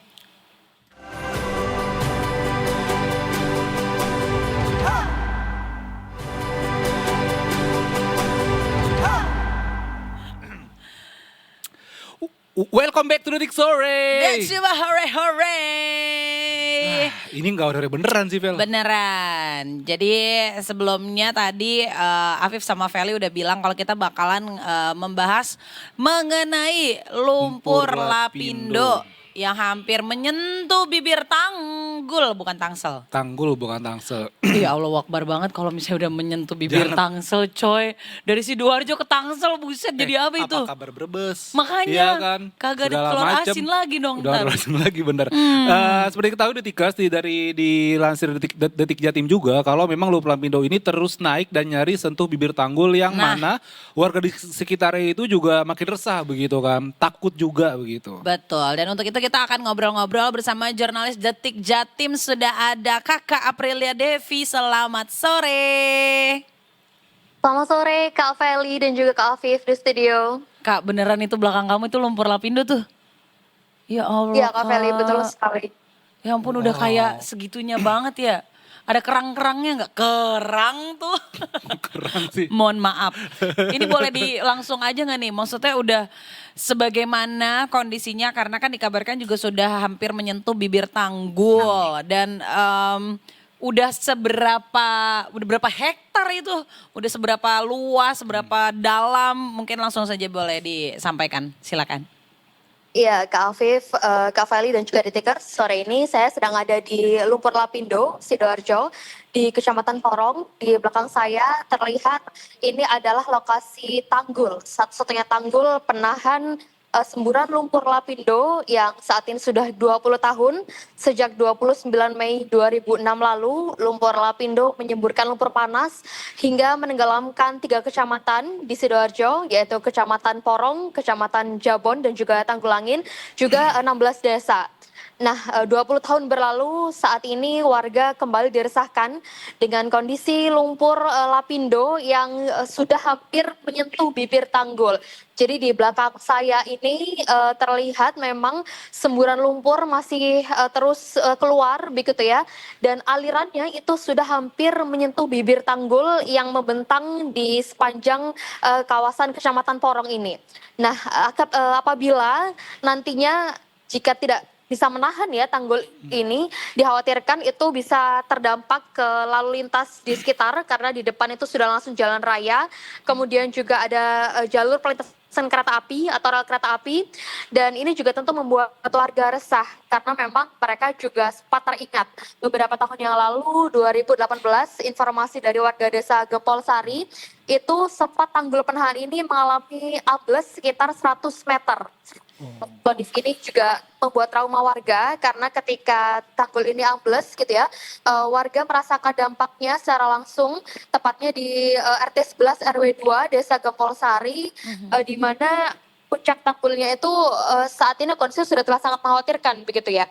Nah, ketika tanggul ini jebol beberapa tahun yang lalu, itu ada sekitar 1.000 sampai 1.500 jiwa yang terdampak gitu ya. Wow. Dan apabila terjadi lagi itu maka tentu sangat mengkhawatirkan begitu bagi warga setempat. Nah, kalau di tahun 2018 itu tanggul yang bocor atau jebol ini ya di sekitar titik 67 tempatnya di sisi utara Desa Gempol Sari pernah ambles dengan panjang sekitar 100 meter dan ini menjadi pengalaman yang sangat membekas bagi warga. Selain kekhawatiran akan tanggul yang jebol, warga setempat juga saat ini masih merasakan dampak untuk kesulitan mencari air bersih. Jadi warga yang tinggal di kawasan Lumpur Lapindo ini mengeluhkan airnya keruh, kemudian juga berbeda begitu ya dengan air yang pada umumnya, sehingga mereka harus membeli air bersih sekitar 20.000 begitu ya untuk memenuhi kebutuhan hidupnya sehari-hari. Nah, ini juga menjadi khawatiran bagi warga. Bahkan ketika saya berdiri di detik ini sore ini juga masih tercium bau-bau semburan lumpur ya, semacam bau belerang begitu ya, yang masih cukup menyengat. Dan terlihat di belakang saya itu ada aktivitas alat berat yang saat ini memang sedang berproses untuk melakukan peninggian tanggul. Jadi sedang dilakukan peninggian tanggul kurang lebih sekitar 3 minggu ke belakang. Dan menurut keterangan warga setempat, sayangnya untuk peninggian tanggul ini informasinya menggunakan material yang ada di kawasan tanggul lama gitu. Jadi dikeruk begitu ya, kemudian dinaikkan gitu untuk menjadi penghalang. Nah, ini juga menjadi khawatiran bagi warga karena dikhawatirkan mungkin ada sedimen yang ambles dan sebagainya begitu ya. Dan informasi dari warga juga, warga menduga beberapa waktu ke belakang tidak ada pengaliran air lumpur, semburan lumpur menuju ke Kali Porong. Padahal Kali Porong ini selama ini cukup membantu ya untuk membantu mengalirkan lumpur supaya tidak tertahan di tanggul ini saja gitu. Karena kalau mengandalkan satu tanggul dikhawatirkan juga tadi ya mungkin ada ambles, rembes atau mungkin bocor dan sebagainya, dan khawatirnya bisa mengganggu lalu lintas di sekitar jalan raya, kemudian juga ada rel kereta api dan juga pemukiman warga yang sekitar 1.000 sampai 1.500 rumah begitu. Nah, ini juga menjadi khawatiran bagi warga. Namun dari pihak PPLS atau Pusat Pengendali Lumpur Sidoarjo menyatakan bahwa masih ada pengaliran lumpur ya atau air dari kawasan semburan ini ke Sungai Porong. Jadi ini masih kita akan gali lebih lanjut ya untuk proses pengalirannya ini, apakah memang masih berjalan dengan lancar, kemudian juga apakah nantinya efektif untuk membantu setidaknya mengurangi beban dari tanggul yang saat ini juga kondisinya sudah sangat mengkhawatirkan karena sudah hampir menyentuh bibir tanggul, dan nanti akan kita sampaikan update-nya kepada Detikers. Iya, baik April, ini juga aku melihat dari Detik Jatim, ini tepatnya di titik 68 perbatasan Desa Gelaga Harum, Kecamatan Porong, dan Desa Gempol Sari, Kecamatan Tanggulangin. Ini ditemukan rembesan air di bawah tanggul ya, yang dalam sepekan terakhir, dan itu sudah rembesannya diperkirakan mencapai 100 meter, sekitar 100 meter begitu April. Iya, jadi informasi memang dari warga setempat itu ada ditemukan rembesan begitu ya di sekitar titik 68. Namun titik 68 itu lokasinya cukup jauh dari tempat saya melaporkan. Dan informasinya memang warga di sana air dan lumpur itu karena diduga ya belum dialirkan ke Sungai Porong tadi, sehingga ada rembesan yang muncul kemudian mendekati kawasan pemukiman warga. Nah, tapi dari PPLS mengklaim ada pengaliran menuju Sungai Porong. Nah, nanti akan kami update lagi Ya. untuk sampai saat ini apakah memang masih ada rembesannya, dan untuk aliran ke Sungai Porong ini apakah memang sudah lancar atau seperti apa prosesnya, seperti itu. Oke, berarti Kak April kalau dari untuk menenangkan lah katakanlah gitu kepada warga yang ada di sekitar situ, dikatakan bahwa ini alirannya ada gitu ya ke sungai Kali Porong tadi, tapi masih belum bisa kita gali lagi juga. Nah, kemudian ada langkah apa lagi yang dilakukan untuk dari pemerintah setempat gitu untuk membuat hal ini tidak membuat kembali trauma warga sekitar, atau mitigasinya seperti apa, sosialisasinya seperti apa gitu. Karena ini cukup memprihatinkan sekali karena sedekat itu ternyata dengan ya. ada kereta api tuh tadi. Duh. Iya, betul sekali Kak Feli. Jadi memang dari Pemkab Sidoarjo, kemudian juga dengan PPLS sudah bekerja sama untuk melakukan langkah-langkah mitigasi begitu ya, mengantisipasi hal ini. Gitu juga dengan PPLS menyatakan bahwa sudah ada aliran gitu, masih ada aliran menuju ke Kali Porong atau Sungai Porong untuk lumpur ini, dan meminta untuk warga tidak panik begitu ya, memberikan himbauan untuk warga tetap tenang, mengikuti arahan-arahan petugas karena sudah ada alat EWS atau early warning system ya yang dipasang di kawasan lumpur ini. Jadi memang ketika terjadi sesuatu yang berbahaya begitu, nantinya akan ada informasi atau ada peringatan yang timbul begitu. Jadi memang sudah ada langkah-langkah yang dilakukan juga, termasuk PPLS untuk memastikan aliran ini gitu, karena memang aliran ini menjadi salah satu hal yang penting untuk mengurangi volume lumpur yang ditahan di tanggul di kawasan lumpur Lapindo Porong ini. Iya. Baik, April, ini juga bagaimana respon pemerintah terkait ganti rugi warga yang terdampak dari lumpur Lapindo ini? Karena kabarnya ini masih ada 2.000-an kasus atau klaim ganti rugi yang baru diselesaikan dan masih banyak juga yang belum, begitu ya April? Ya, betul sekali. Jadi memang dari pihak pemerintah saat ini masih melakukan pendataan ya, yang lebih terkini begitu ya, karena memang dari klaim warga itu masih ada ratusan rumah begitu ya yang belum selesai. Namun dari pihak PT Mineral Lapindo atau yang bertanggung jawab terhadap kasus ini menyatakan ada sekitar 35 berkas yang belum tuntas gitu, dan pihaknya menjanjikan untuk segera dituntaskan, termasuk saat ini akan segera dilakukan verifikasi data begitu ya. Jadi beberapa waktu yang lalu PT Mineral Lapindo sudah berkoordinasi dengan Pemkab Sidoarjo untuk melakukan langkah-langkah konkret begitu ya, termasuk merencanakan verifikasi terhadap warga-warga yang mengaku belum menerima ganti rugi atas dampak yang mereka alami sekitar 20 tahun lalu begitu ya. Karena memang peristiwa ini terjadi sejak 29 Mei 2026, artinya sudah 2 dekade. Dan saat ini masih ada sejumlah warga yang mengaku belum menerima ganti rugi. Jadi di catatan sementara di 35, tapi warga di lapangan mengaku masih ada sekitar ratusan rumah, dan berkas-berkasnya pun juga ada, begitu ya, sekitar 200 berkas yang masih terkumpul. Nah, ini akan diverifikasi lebih lanjut, termasuk juga untuk penyesuaian ukuran mungkin bangunan terdampak, begitu ya, kemudian rencana ganti rugi atau mungkin relokasi yang akan ditawarkan oleh pihak PT Mineral Lapindo Jaya juga dengan kerjasama bersama Pemkab Sidoarjo. Iya, ini mah kalau ngomong gampang-gampangnya mah yang direlokasi jangan warga, Lapindonya itu direlokasi biar lumpurnya nggak kemana-mana. Udah 20 tahun 20 tahun, loh. 2006 loh. Iya, apalagi yang terakhir 2018 sempat ambles juga, iya. dan ini ya jelas ya warga semakin merasa ada trauma, dan apalagi untuk asupan air bersih. Tadi Kak April aja bilang itu baunya ya masih tercium seperti itu ya. Oke, berarti mudah-mudahan ke depannya akan ada penanggulangan yang benar-benar signifikan sehingga nggak sampai ambles lagi, nggak sampai bocor lagi dan lainnya itu ya. Iya, bahaya banget sih. Mungkin ada update lagi yang bisa disampaikan Kak April? Ya, untuk saat ini memang update sementara sedang dilakukan peninggian tanggul tadi ya, terlihat beberapa alat ekskavator, alat berat yang membantu untuk menggali tadi area tanggul, bahan-bahan material dari kawasan tanggul sudah dinaikkan untuk menjadi penahan, dan harapannya ini bisa cukup efektif untuk setidaknya menahan laju lumpur karena sudah hampir mendekati bibir tanggul yang lama, dan harapannya semoga tidak ada yang terdampak begitu ya, termasuk untuk rembesan-rembesan tadi yang sempat diinformasikan, semoga bisa segera diatasi, dibenahi supaya warga juga merasakan aman. Tidak hanya warga di Kecamatan Porong, Tanggulangi dan juga Jabon di Sidoarjo, namun juga warga mungkin yang melintas di kawasan Jalan Raya Porong karena ini lokasinya sangat dekat dengan jalan raya, Ya. termasuk juga terhadap rel kereta api karena memang masih dilalui kereta api aktif di kawasan ini. Oke. Baik, terima kasih banyak April atas informasinya. Tetap semangat, hati-hati juga saat liputan.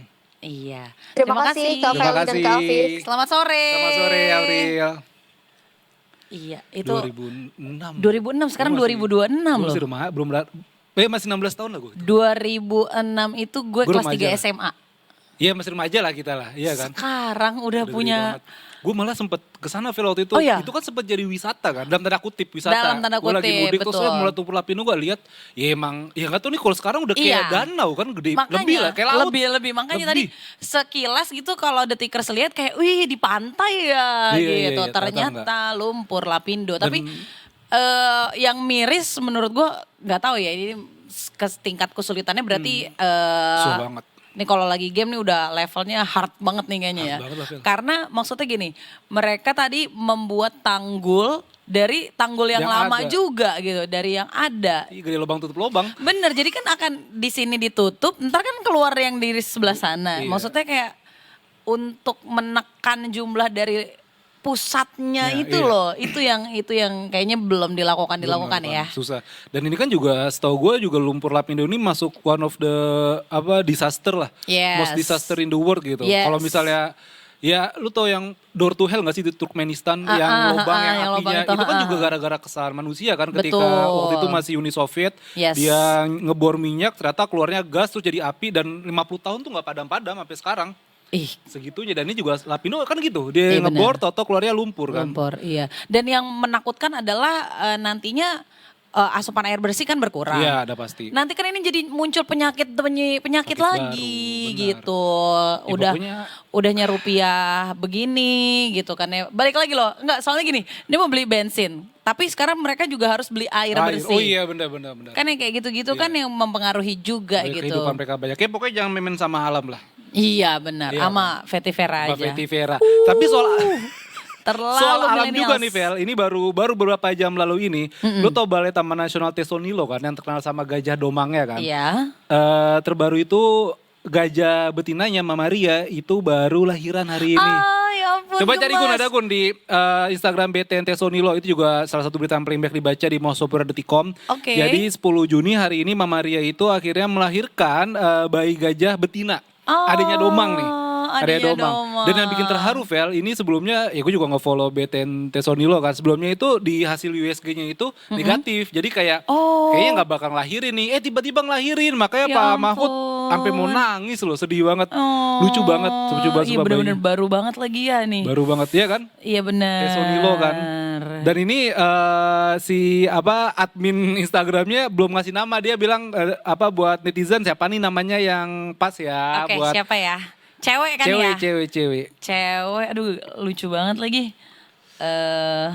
Siapa lu dari lu siapa? Aduh.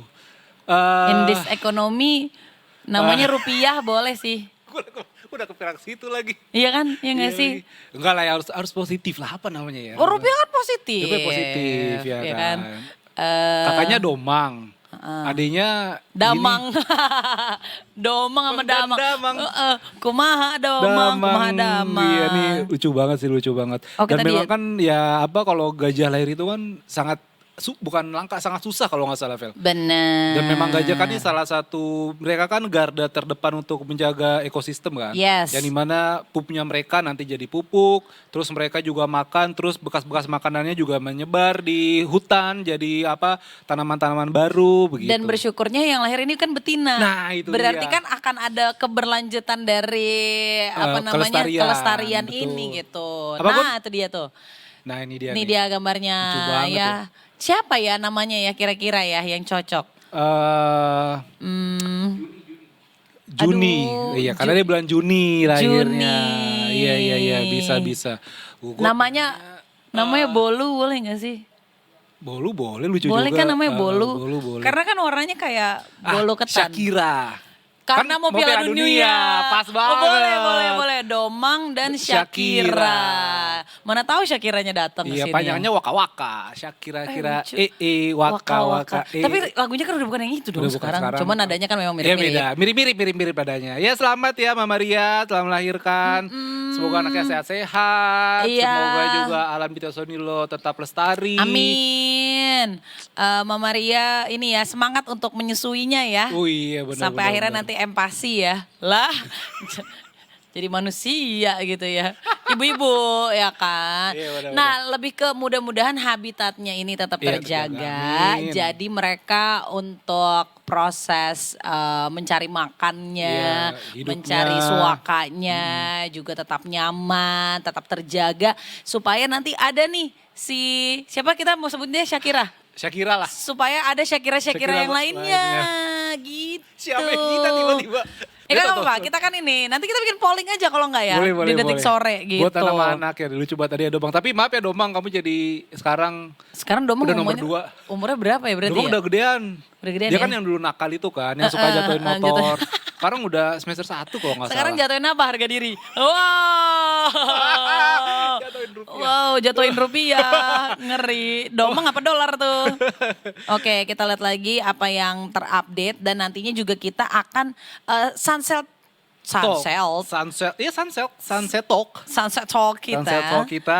Ngomongin ekonomi juga nanti. Betul, karena in this economy kita harus banyak-banyak belajar ya, memberikan asupan-asupan gizi kepada otak Iya. kita untuk memutar otak kita bagaimana untuk bertahan in this economy tadi. Karena ini ada satu, ini mohon maaf ya, ini sekedar mengingatkan aja. Udah nungguin lagi. Iya, Apa tuh, Bel? kan gini ya, in this economy kan kayaknya kering banget. Iya, Ditambah kerontang. lagi ternyata nih BMKG prediksi El Nino. Oh, Itu jadi. segera aktif dan bertahan sampai awal 2027. Lah lama dong. Nah makanya, jadi fenomena ini diprediksi bertahan hingga awal 2027. Jadi ini akan menyebabkan penurunan curah hujan di Indonesia. Jadi udahnya panas luar dalam nih kita nih. Aduh, apa yang nabrak tuh kan mic gua. Semangat sekali. Bel. Terlalu bersemangat ya. Jadi dampaknya berpotensi membuat musim kemarau lebih kering, lebih panjang dari normal. Dan jadi perlu diantisipasi gitu ya untuk kekeringan dan pengelolaan air di berbagai daerah. Gila ini tuh efek domino banget. Lo kebayang nggak? Apa tuh? Si adenya Domang baru lahir. Iya. Terus sudah mau kekeringan. Oh Dia iya butuh lagi, air. butuh air lagi. Di Sidoarjo butuh Air air susah, bersih. butuh juga, iya, ya iya. kan? Dompet kita kurang Iya, kering apa kurang kering coba apa, betul. ya kan? Harus disiram. Tapi prediksi ini juga masih akan diperbaharui sesuai dengan perkembangan kondisi iklim global nantinya. Ya mudah-mudahan lah ya hujan turun. Tapi udah jarang sih hujan sekarang turun. Makanya. Kayak minggu lalu cuma sekali deh. Itu dia. Terus kayak hawa panasnya tuh. Iya, beda-beda. Gue tuh ngeri kalau udah panas. Orang tuh jadi kayak gampang marah gak sih? Iya, emosian di jalan. Emosian di jalan, gitu. benar-benar. Apalagi takutnya juga kita memberikan sebuah keputusan-keputusan yang jatuhnya ntar malah karena emosi sebatas gitu. Emosi semata lah, nggak boleh Emosi kayak gitu. semata. Mudah-mudahan para pemangku kekuasaan, jabatan dan segala macamnya AC-nya tetap dingin. Jadi nggak tiba-tiba memberikan kebijakan-kebijakan atas dasar emosi Ngeri gitu. lah, top. Iya nggak? Keren. Yo, Quote of the day. Asal jangan ada pengadaan tambahan AC aja ya. Jangan ya, aduh. Iya, Ntar iya. IHSG kita jeblok lagi. Iya, Aduh, bener. ada pengadaan. Karena ini sebenarnya kalau nggak salah musim panas juga geser, Vel. Iya kan? Itu. Jadi awal pokoknya Juni awalnya tuh awal Juni. Mulanya tuh awal Juni. Terus sampai sekarang sekarang kan kita udah mau di akhir-akhir baru rasa kan. Itu. Ih, ngeri banget. Makanya Panas jadi kita memang diminta oleh Yang Maha Kuasa untuk sehat jiwa raga, apalagi kita yang menjadi warga negara Indonesia. Kuat-kuat sehat-sehat ya Detikers. Cintailah produk Indonesia. Betul, Betul. ya. Oke. Bersama kita bangun UMKM. Amin. Oke, jadi abis ini kita akan beralih ke Sunset Sunset Talk Talk, kita. ekonomi lagi nih, Vel. Your Ekonomi favorite lagi. topic in the world. Yes, Feli, E-nya kan ekonomi. Oh, wow. F-nya nanti aja. I Saya didn't see mau it's coming. saya mau jajan gemblong dulu. Jadi kan saat ini kita Sunset Talk, kita topiknya portofolio berdarah-darah. Apa langkah terbaik buat investor? Sesaat lagi tetap di Detik Sore. Gak cuma ore-hore.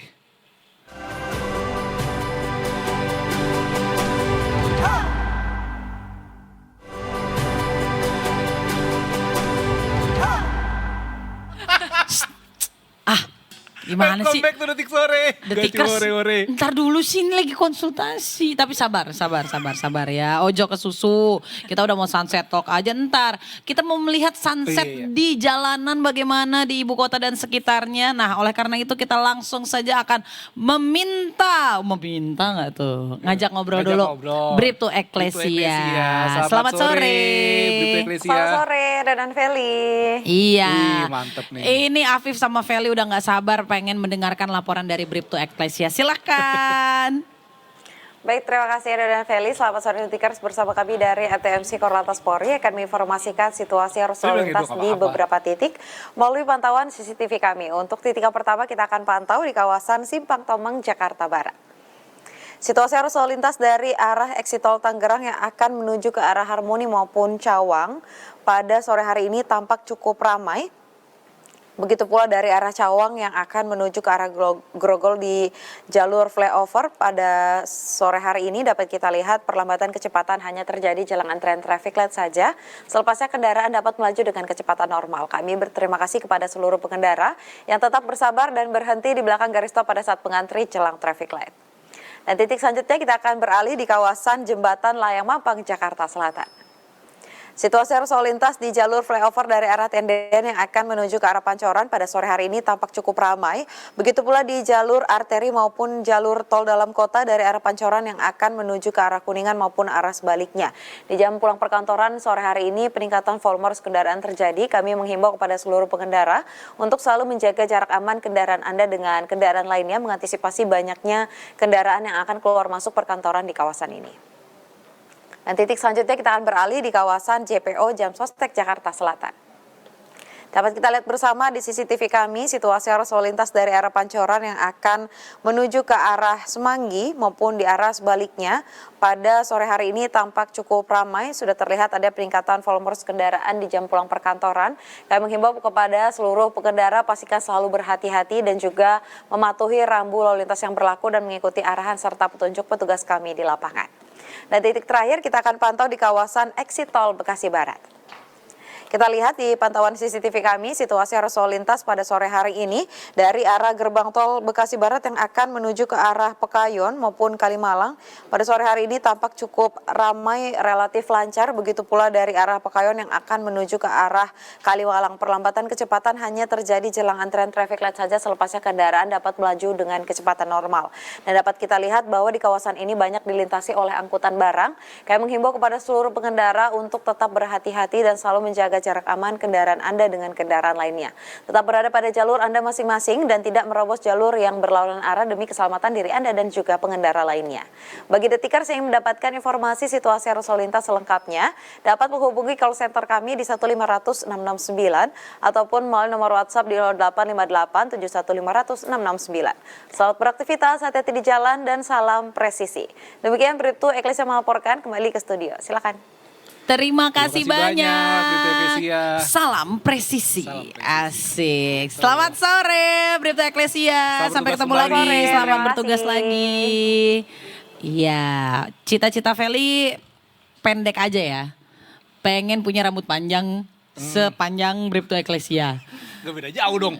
Iya, masih lumayan jauh. Cita-cita gue sebatas itu aja. Karena kalau misalnya gue pengen cita-cita tinggi, kayak gue pengen jadi investor gitu. Gue terlalu mumet untuk mikirin itu. Jadi miliarder gitu lo gak mau, Vel? Misalnya top 50 Forbes, Felicia, from Gila. Tangsel. Wih, gila from Tangsel Pride ya. Terlalu Sau Tangerang ya? bener juga ya, bener. Padahal gue jaksel sebenarnya ternyata ya. Ya gue gak tahu, kayaknya gue butuh inspirasi gitu. Butuh ada yang ngajarin. Karena selama ini ada yang ngajarin, ada yang ngajakin. Gue belum tergugah gitu. Padahal tapi gue sebenarnya pengen sih pekerjaan apa? Investor. Wih itu pekerjaan gitu Pekerjaan kan. investor. Iya kayak gak cuman sekedar freelancer aja, gue pengen menjadi investor gitu Sebenarnya sebenarnya. investor itu the way of life sih bagi gue The ya. way Lebih dari of pekerjaan life. sih, Vel. Karena Nice. lu tahu setiap everything ada risikonya. Gue mau jadi bahasa Inggris ya. Nah itulah yang mau kita obrolin juga gitu kan. Di Sunset Apalagi Talk. di Sunset Talk ini kita ngomongin soal portfolio yang berdarah-darah nih Detikers ya. Lalu langkah terbaik untuk menjadi investor yang baik, asik. Langkah terbaik menjadi investor terbaik. Nanti kita Best akan of the best dong. Best of the best. Kita akan ngobrol bersama yang best of the best Yes. juga ya. seorang certified financial planner. Ada nanti aja saya kenalin ya. Kenapa Bang? Enggak, mau sekarang aja. Kirain kita mau break lagi, enggak ya langsung Enggak ya? langsung. Kebanyakan. Udah break jam gua nih. 5, Vel. Bener, langsung saja nih dia kakak Kaylin, selamat sore. Selamat sore Kak Kelin. Halo, selamat datang Detik Sore Kak. Oke, ini saya calon investor. siap. Weh, Beneran dia ya? udah langsung digituin kan Langsung takut. ditodong.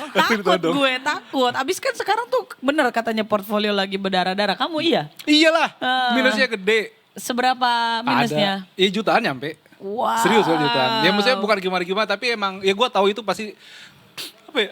Oh sedih?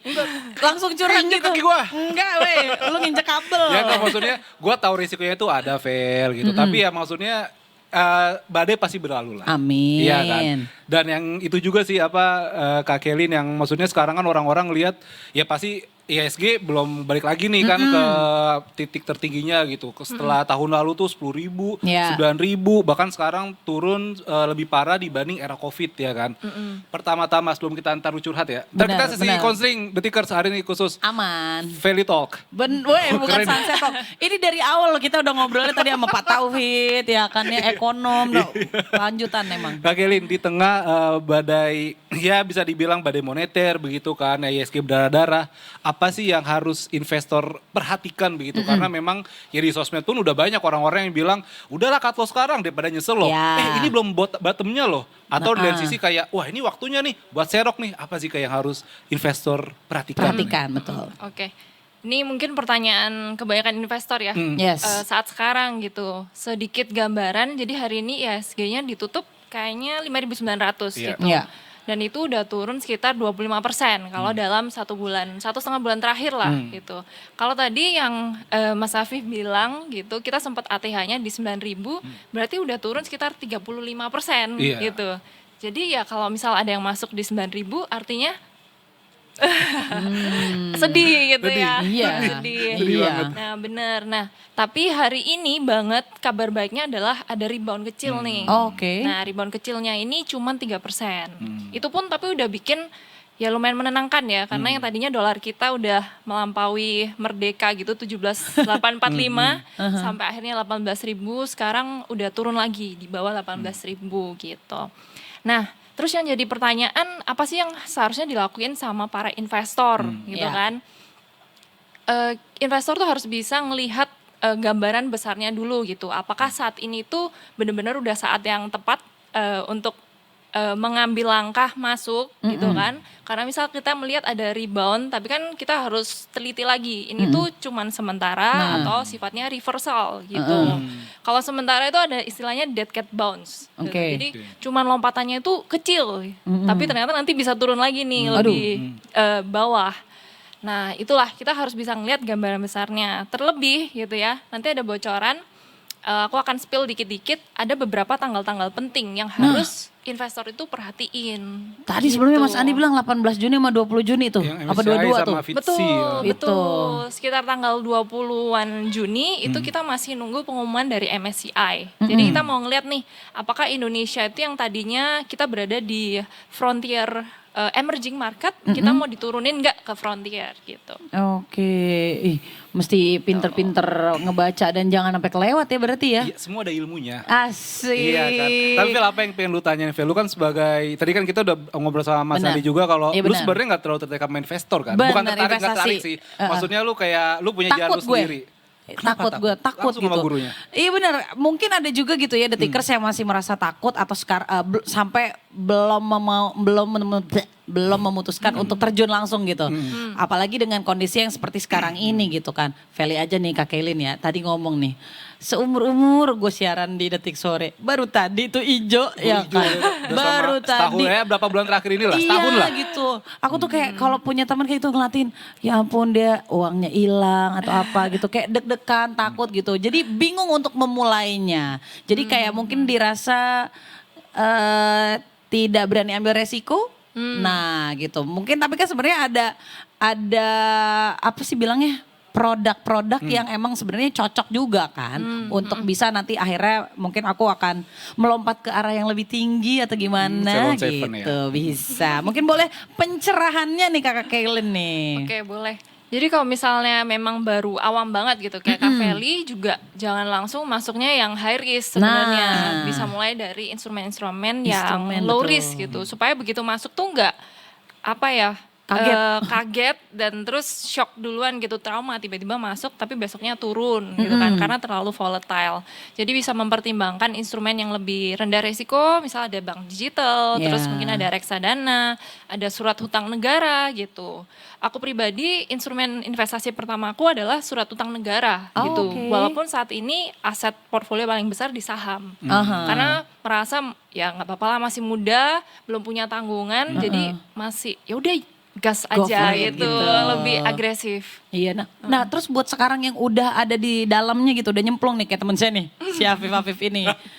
Dia mesti gimana nih, karena lagi berdarah-darah ini langkah terbaik yang harus dilakukan selain ngeliatin sama nunggu tanggal-tanggal cantik tadi ngapain tuh dia? Sama lebih tepatnya di mental. Iya. Karena memang ya tadi juga Kak Felin bilang kalau misalnya lu baru masuk Fel terus tahu lah kok udah minus High risk, 500 iya, ribu benar. gitu segala macam gitu Iya. kan. Karena sebagai seorang investor tuh mental juga penting loh. Down, iya. Benar. Penting banget ya, kalau enggak ya kayak tadi misal orang yang baru banget tiba-tiba langsung dicemplungin ke medan perang gitu kan, dia Iya. bisa kena mental nih.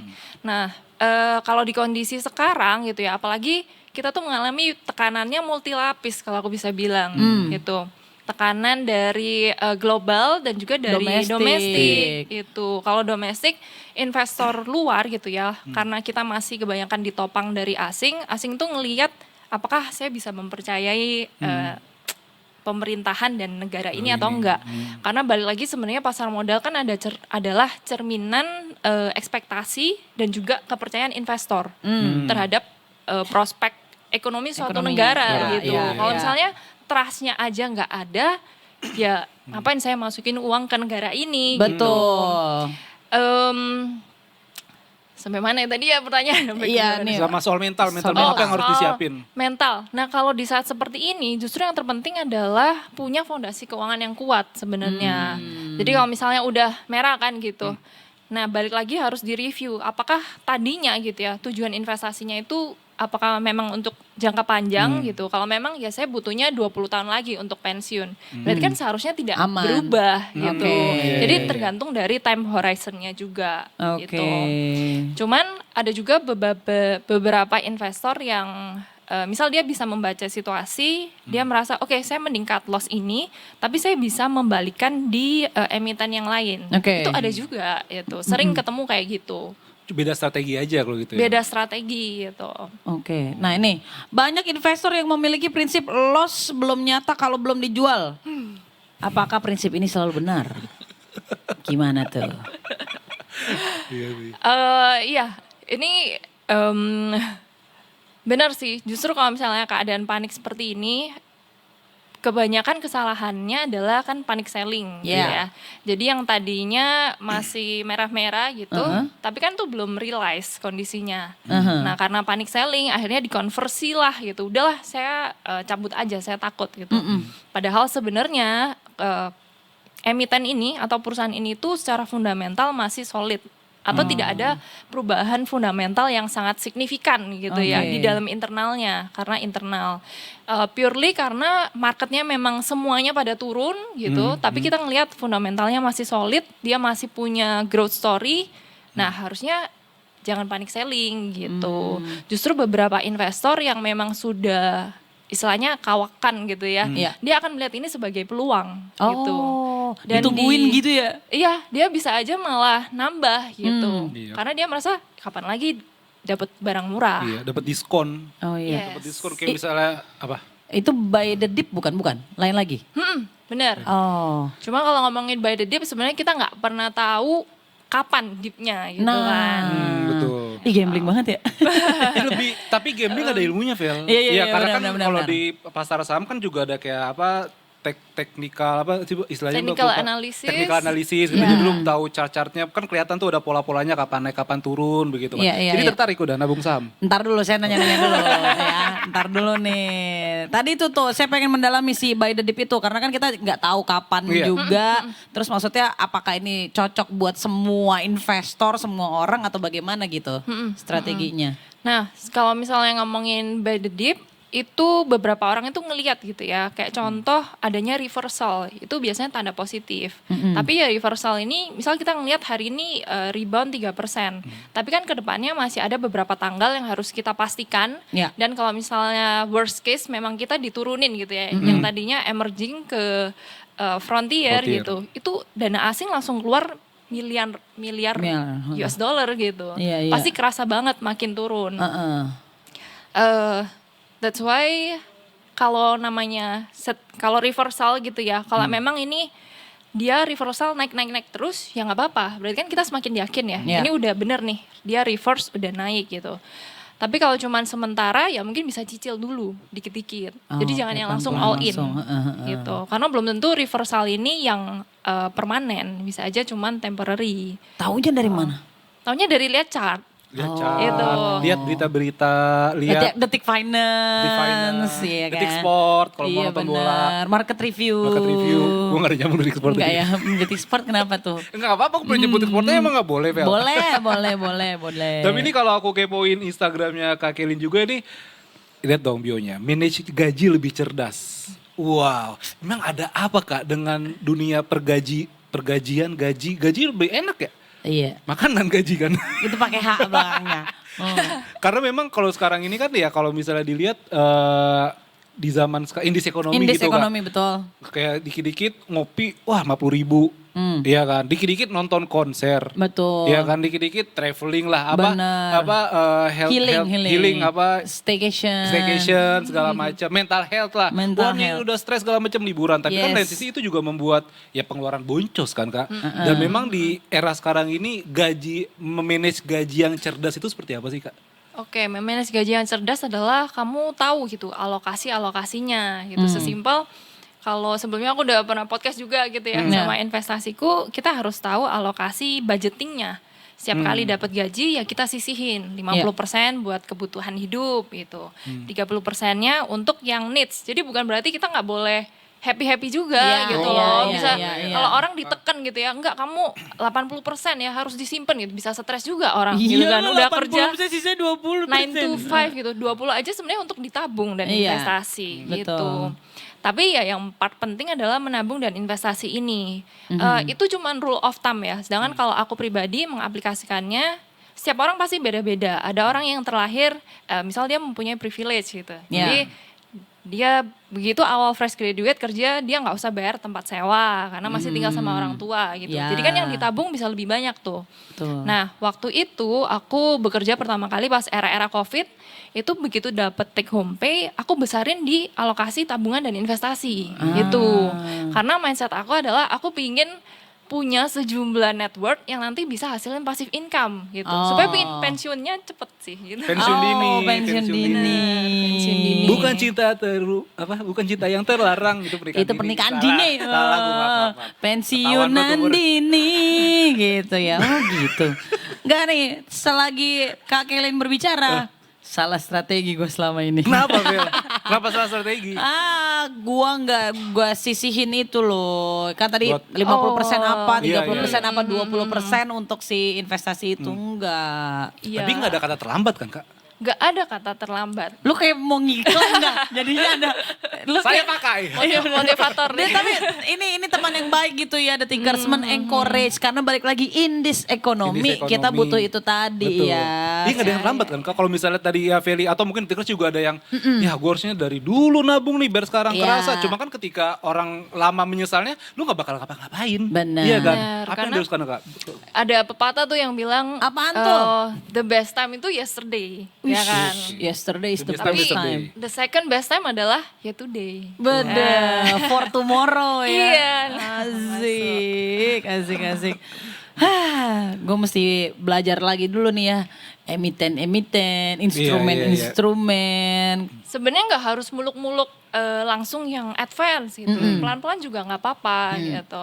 Karena kan ya itu ya bertahap. Iya. Yang penting harus mulai dulu. Karena kalau nggak mulai kita nggak merasakan experience gitu. Yes. Kalau kita cuma diomongin, kita mungkin oh ya ingat gitu. Beberapa saat kita lupa. Tapi kalau misal kita dilibatkan gitu dalam pengalamannya, ya kita pasti ingat kan gitu. Oh ini nih gue ingat waktu portfolio gue nih turun dikit gitu.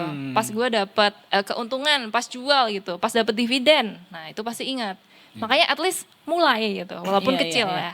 Tapi dengan kondisi yang sekarang ini yang benar-benar carut marut banget bisa dibilang kayak gitu, apakah ini akan terus membuat orang-orang baik yang belum ataupun yang sudah terjun langsung di perinvestasian ini akan terus percaya dan mempercayakan modalnya dan segala macamnya itu untuk ada di permainan ini, permainan Panggung sandiwara. Maksud lu dunia kan? Iya, paham lah. Iya. Iya kan, maksudnya kan kayaknya kondisinya tuh mengerikan sekali gitu loh. Nah, justru ya kalau investor yang dia udah mungkin katam banget gitu, dia malah melihat ini sebagai peluang sebenarnya. Oh, itu Banyak tadi ya. orang-orang yang ketika krisis ini lewat gitu, dia malah diuntungkan gitu. Tapi kalau misal dia bisa melihat peluang ya, dia tahu Iya, gitu. iya. Ya itu tadi karena dia merasa kapan lagi nih saham-saham yang besar ini, yang market cap-nya gede banget, didiskon gede-gedean gitu. Iya. Dan nanti kalau memang ekonominya sudah membaik, dan aku percaya sih at the end ekonomi pasti membaik. Kita nggak pernah melalui masa di mana ekonomi itu pasti akan kering terus enggak Iya. kan gitu. Dan itu memang wajar karena volatilitas dari market itu sebenarnya siklus ekonomi yang berulang. Oke. Jadi kalau memang ditarik ke datanya ya mungkin setiap kayak 10 tahunan atau meleset-meleset Oke. belasan tahun itu pasti ada krisis gitu. Contoh di tahun 98 ada krisis di US. gitu. Iya. Terus di 2008 ada krisis juga nih, krismon gitu. Nah, berulang juga ini kemarin kita Covid 2020 Yes. gitu.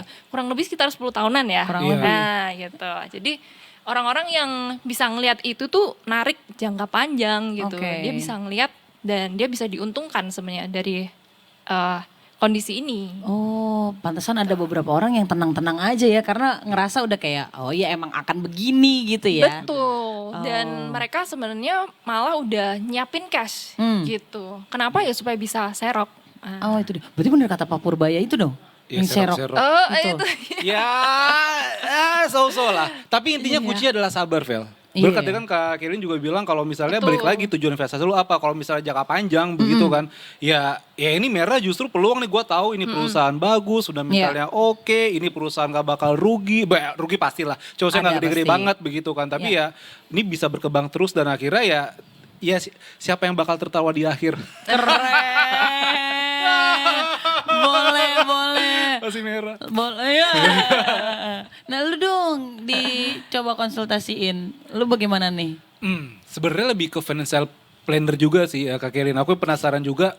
Kan sekarang kita Gen Z udah mulai cari duit. Betul. Iya kan. Yang milenial ya kayak Kak Feli mungkin Bersaing nih. bersaing nih gitu. Tapi Gen Z ini yang baru bekerja, fresh graduate, ada nggak sih Kak tips buat mereka? Mungkin The Tickers juga yang nonton, bagaimana cara mengelola keuangan begitu? Karena memang ya balik lagi indeks ekonomi Pertamax kemarin naik, Betul. BI rate naik, yang mana bagus Floating. sih, ya bagus sih rupiah menguat. Tapi kan akhirnya nanti kalau bisa beli rumah, cicilan bisa lebih mahal begitu. Iya belum lagi yang pinjaman Oh, cicilan-cicilan pinjol juga lain naik ya juga, kan. iya. Floating Apa yang juga harus tuh. dipersiapkan kalau oleh Gen Z ini? Oke, untuk yang para Gen Z baik yang masih kuliah atau yang udah bekerja gitu, menurutku setiap orang tuh harus ngerti tentang literasi keuangan gitu. Yes. Terlepas apapun background dia gitu ya. Kita mungkin bisa nggak sama, beda kelas, beda jurusan, tapi once kita masuk dunia kerja ya kita dihadapkan dengan masalah Yang sama, duit. betul. Gitu. Makanya kita harus bisa gitu mengelola keuangan kita karena menghasilkan uang dan juga mengelola itu dua hal yang berbeda gitu. Yes. Orang bisa aja oh dia menghasilkan uang nih, gajinya naik terus. Tapi pas ditanya larinya kemana gitu, ke barang-barang konsumtif, spending. Tidak, kan orang biasanya menaiki tangga karir dengan tujuan akhir mungkin memiliki aset gitu ya. Nah ini beberapa orang malah nggak tahu, lewat aja tuh gajinya. Makanya ya sebagai Gen Z, menurutku harus itu ya bisa mengelola keuangan dan kalau sekarang emang harus bisa melihat peluang dan beradaptasi karena kan dunia selalu berkembang. Sekarang aja udah berjamuran ya AI di mana-mana gitu. Iya. Iya, bahkan soal side hustle juga Mbak, mencari pekerjaan sampingan ya, itu juga salah satu yang jadi titik beratkan juga ya. Betul, betul. Karena sekarang juga data kita itu kan nunjukin ekonomi kita itu ditopang sama masyarakat kelas menengah. Ya kan, yang konsumtif gitu. Lucunya ya, aku baca di threads gitu kan. Ada yang curhat, iya nih Kak, kalau customer aku yang HNWI itu kayak ya udah nggak ada yang terpengaruh gitu kan. Yes. Mereka masih datang ke toko gitu, masih beli belanja. Tapi yang menengah ini hilang gitu ya. Nah, masalahnya masyarakat yang menengah ini kebanyakan pekerjaannya itu formal, bukan yang non formal. Nah, kalau misalnya sekarang lapangan pekerjaannya dikurangin karena ada efisiensi gitu anggaran. Ya berarti kan harus lari kan ke pekerjaan lain. Nah, that's why jangan cuman menurutku ya zaman sekarang jangan cuma mematok ya udah aku udah aman nih kerja kantor gitu. Kalau bisa mengembangkan skill dan cari peluang di tempat lain gitu.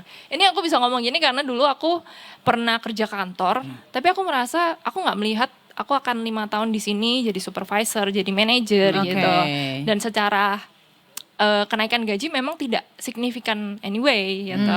Sedangkan aku merasa kebutuhanku di masa depan tuh masih banyak. Jadi nggak match. That's why setelah 9 to 5 aku masih nyari side hustle lain. Nah itu. Iya, apalagi sekarang banyak kok side hustle gitu. Kayak bikin apa. Beda kayak zaman kita dulu lah. Betul, beda. Nggak, gue lagi diomongin kayak gini, gue kayak, kenapa gue resign waktu itu ya? Tadi dalilin mana? Itu gue kayaknya Mau nangis terlalu kan? agresif tuh gue itu tuh. Cut loss tuh gue, asik.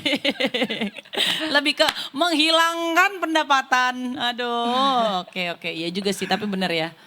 Mohon maaf kalau boleh jangan deh, nggak enak ya, ini lagi on air. Enggak, gue tadi pengen tahu Kak Kailin tuh Gen Z, millennials. Aku di perbatasan nih, Gen Z dan milenial 97. Sama. Beda jauh sama kita. Oh serius? Sama iya. Iya. Aku 98. Oh, nggak mungkin. Kenapa sih? Tadi pernikahan dini sih. Oh iya, belum ada ya.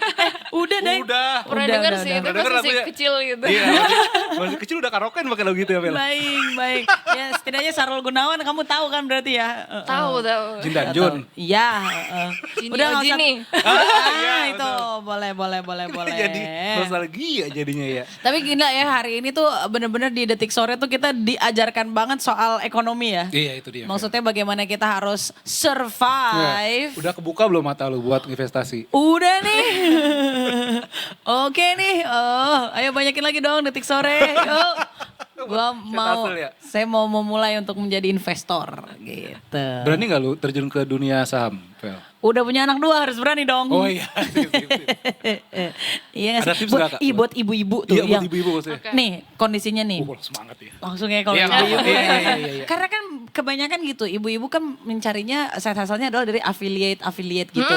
Karena kan kerjaannya ya kita WFH. Iya. Kita 24 jam WFH sambil yang satu ngurus bayi, ini tangan kiri, yang satu lagi masak kah apakah atau kayak ini masukin ke keranjang kuning ya Kak, yang ini ya. Nah, ada tips-tipsnya nggak untuk perinvestasian di ibu-ibu ini nih?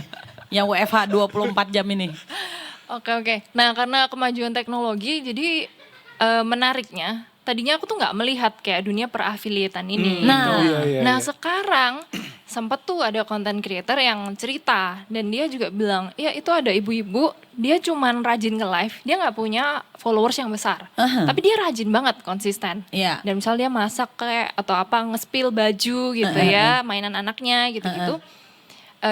Ibu ini one day curhat, dia bilang, iya nih saya lagi agak kurang rajin nge-live-nya gitu. Jadi kemarin turun omsetnya sekitar 40 per bulan. 40 juta? 40 apa Bu gitu. 40 juta ibunya.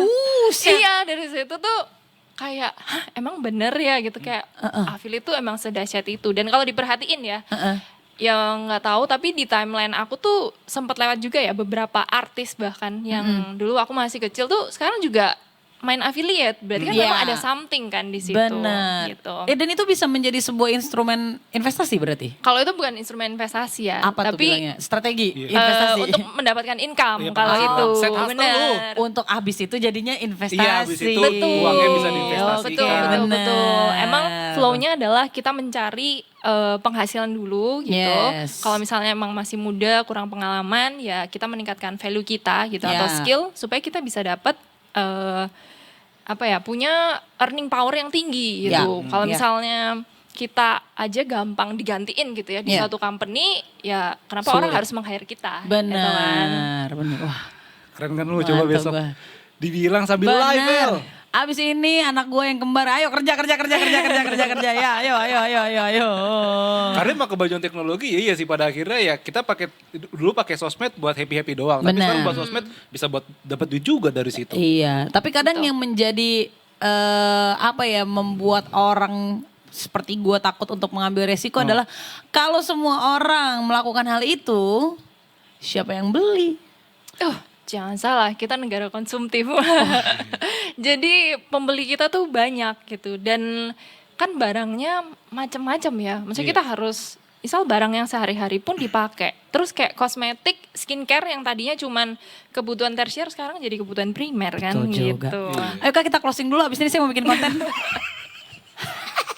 Jadi begitu nih, Keren. luar biasa. Emang mudah-mudahan ini juga membuat detikers yang menyaksikan, baik yang seperti Feli masih awam banget Iya. perihal investasi, kemudian mau cari side hustle atau apa, tapi terinspirasi gitu ya. Di kondisi ekonomi dengan portfolio berdarah-darah lah tadi lah, It's dengan okay. aduh rupiah apa segala macam. Kita pasti bisa mencari peluang asal kita mau melihatnya. Asik. Keren. Salam Teguh. Siapa Teguh? Ada sepupu gua. Temen juga ada Teguh Sudarisman tapi. Baik, Kakak Kailin yang bukan Teguh, terima kasih banyak Sama-sama. atas Terima kasih. inspirasinya. Mudah-mudahan bisa diaplikasikan oleh detikers yang menyaksikan. Nah kita minta tolong ya Kak Kailin, kalau misalnya di sini karena closing juga, kalau kita bilang detik sore, kamu jawab nggak cuma hore-hore. Oke, Ah, siap. oke, kalau begitu. Baik kalau gitu, Feli Sumaiko pamit undur diri. Terima kasih banyak detikers sudah menyaksikan Detik Sore. Terima kasih seluruh kru yang bertugas. Farhan juga cabut. Besok kita ketemu lagi di jam sama, jam 3 sore sampai jam 5:30 sore. Cuma di Detik Detik Sore. Sore. Nggak cuma hore-hore. Terima kasih detikers. Adios. Bye.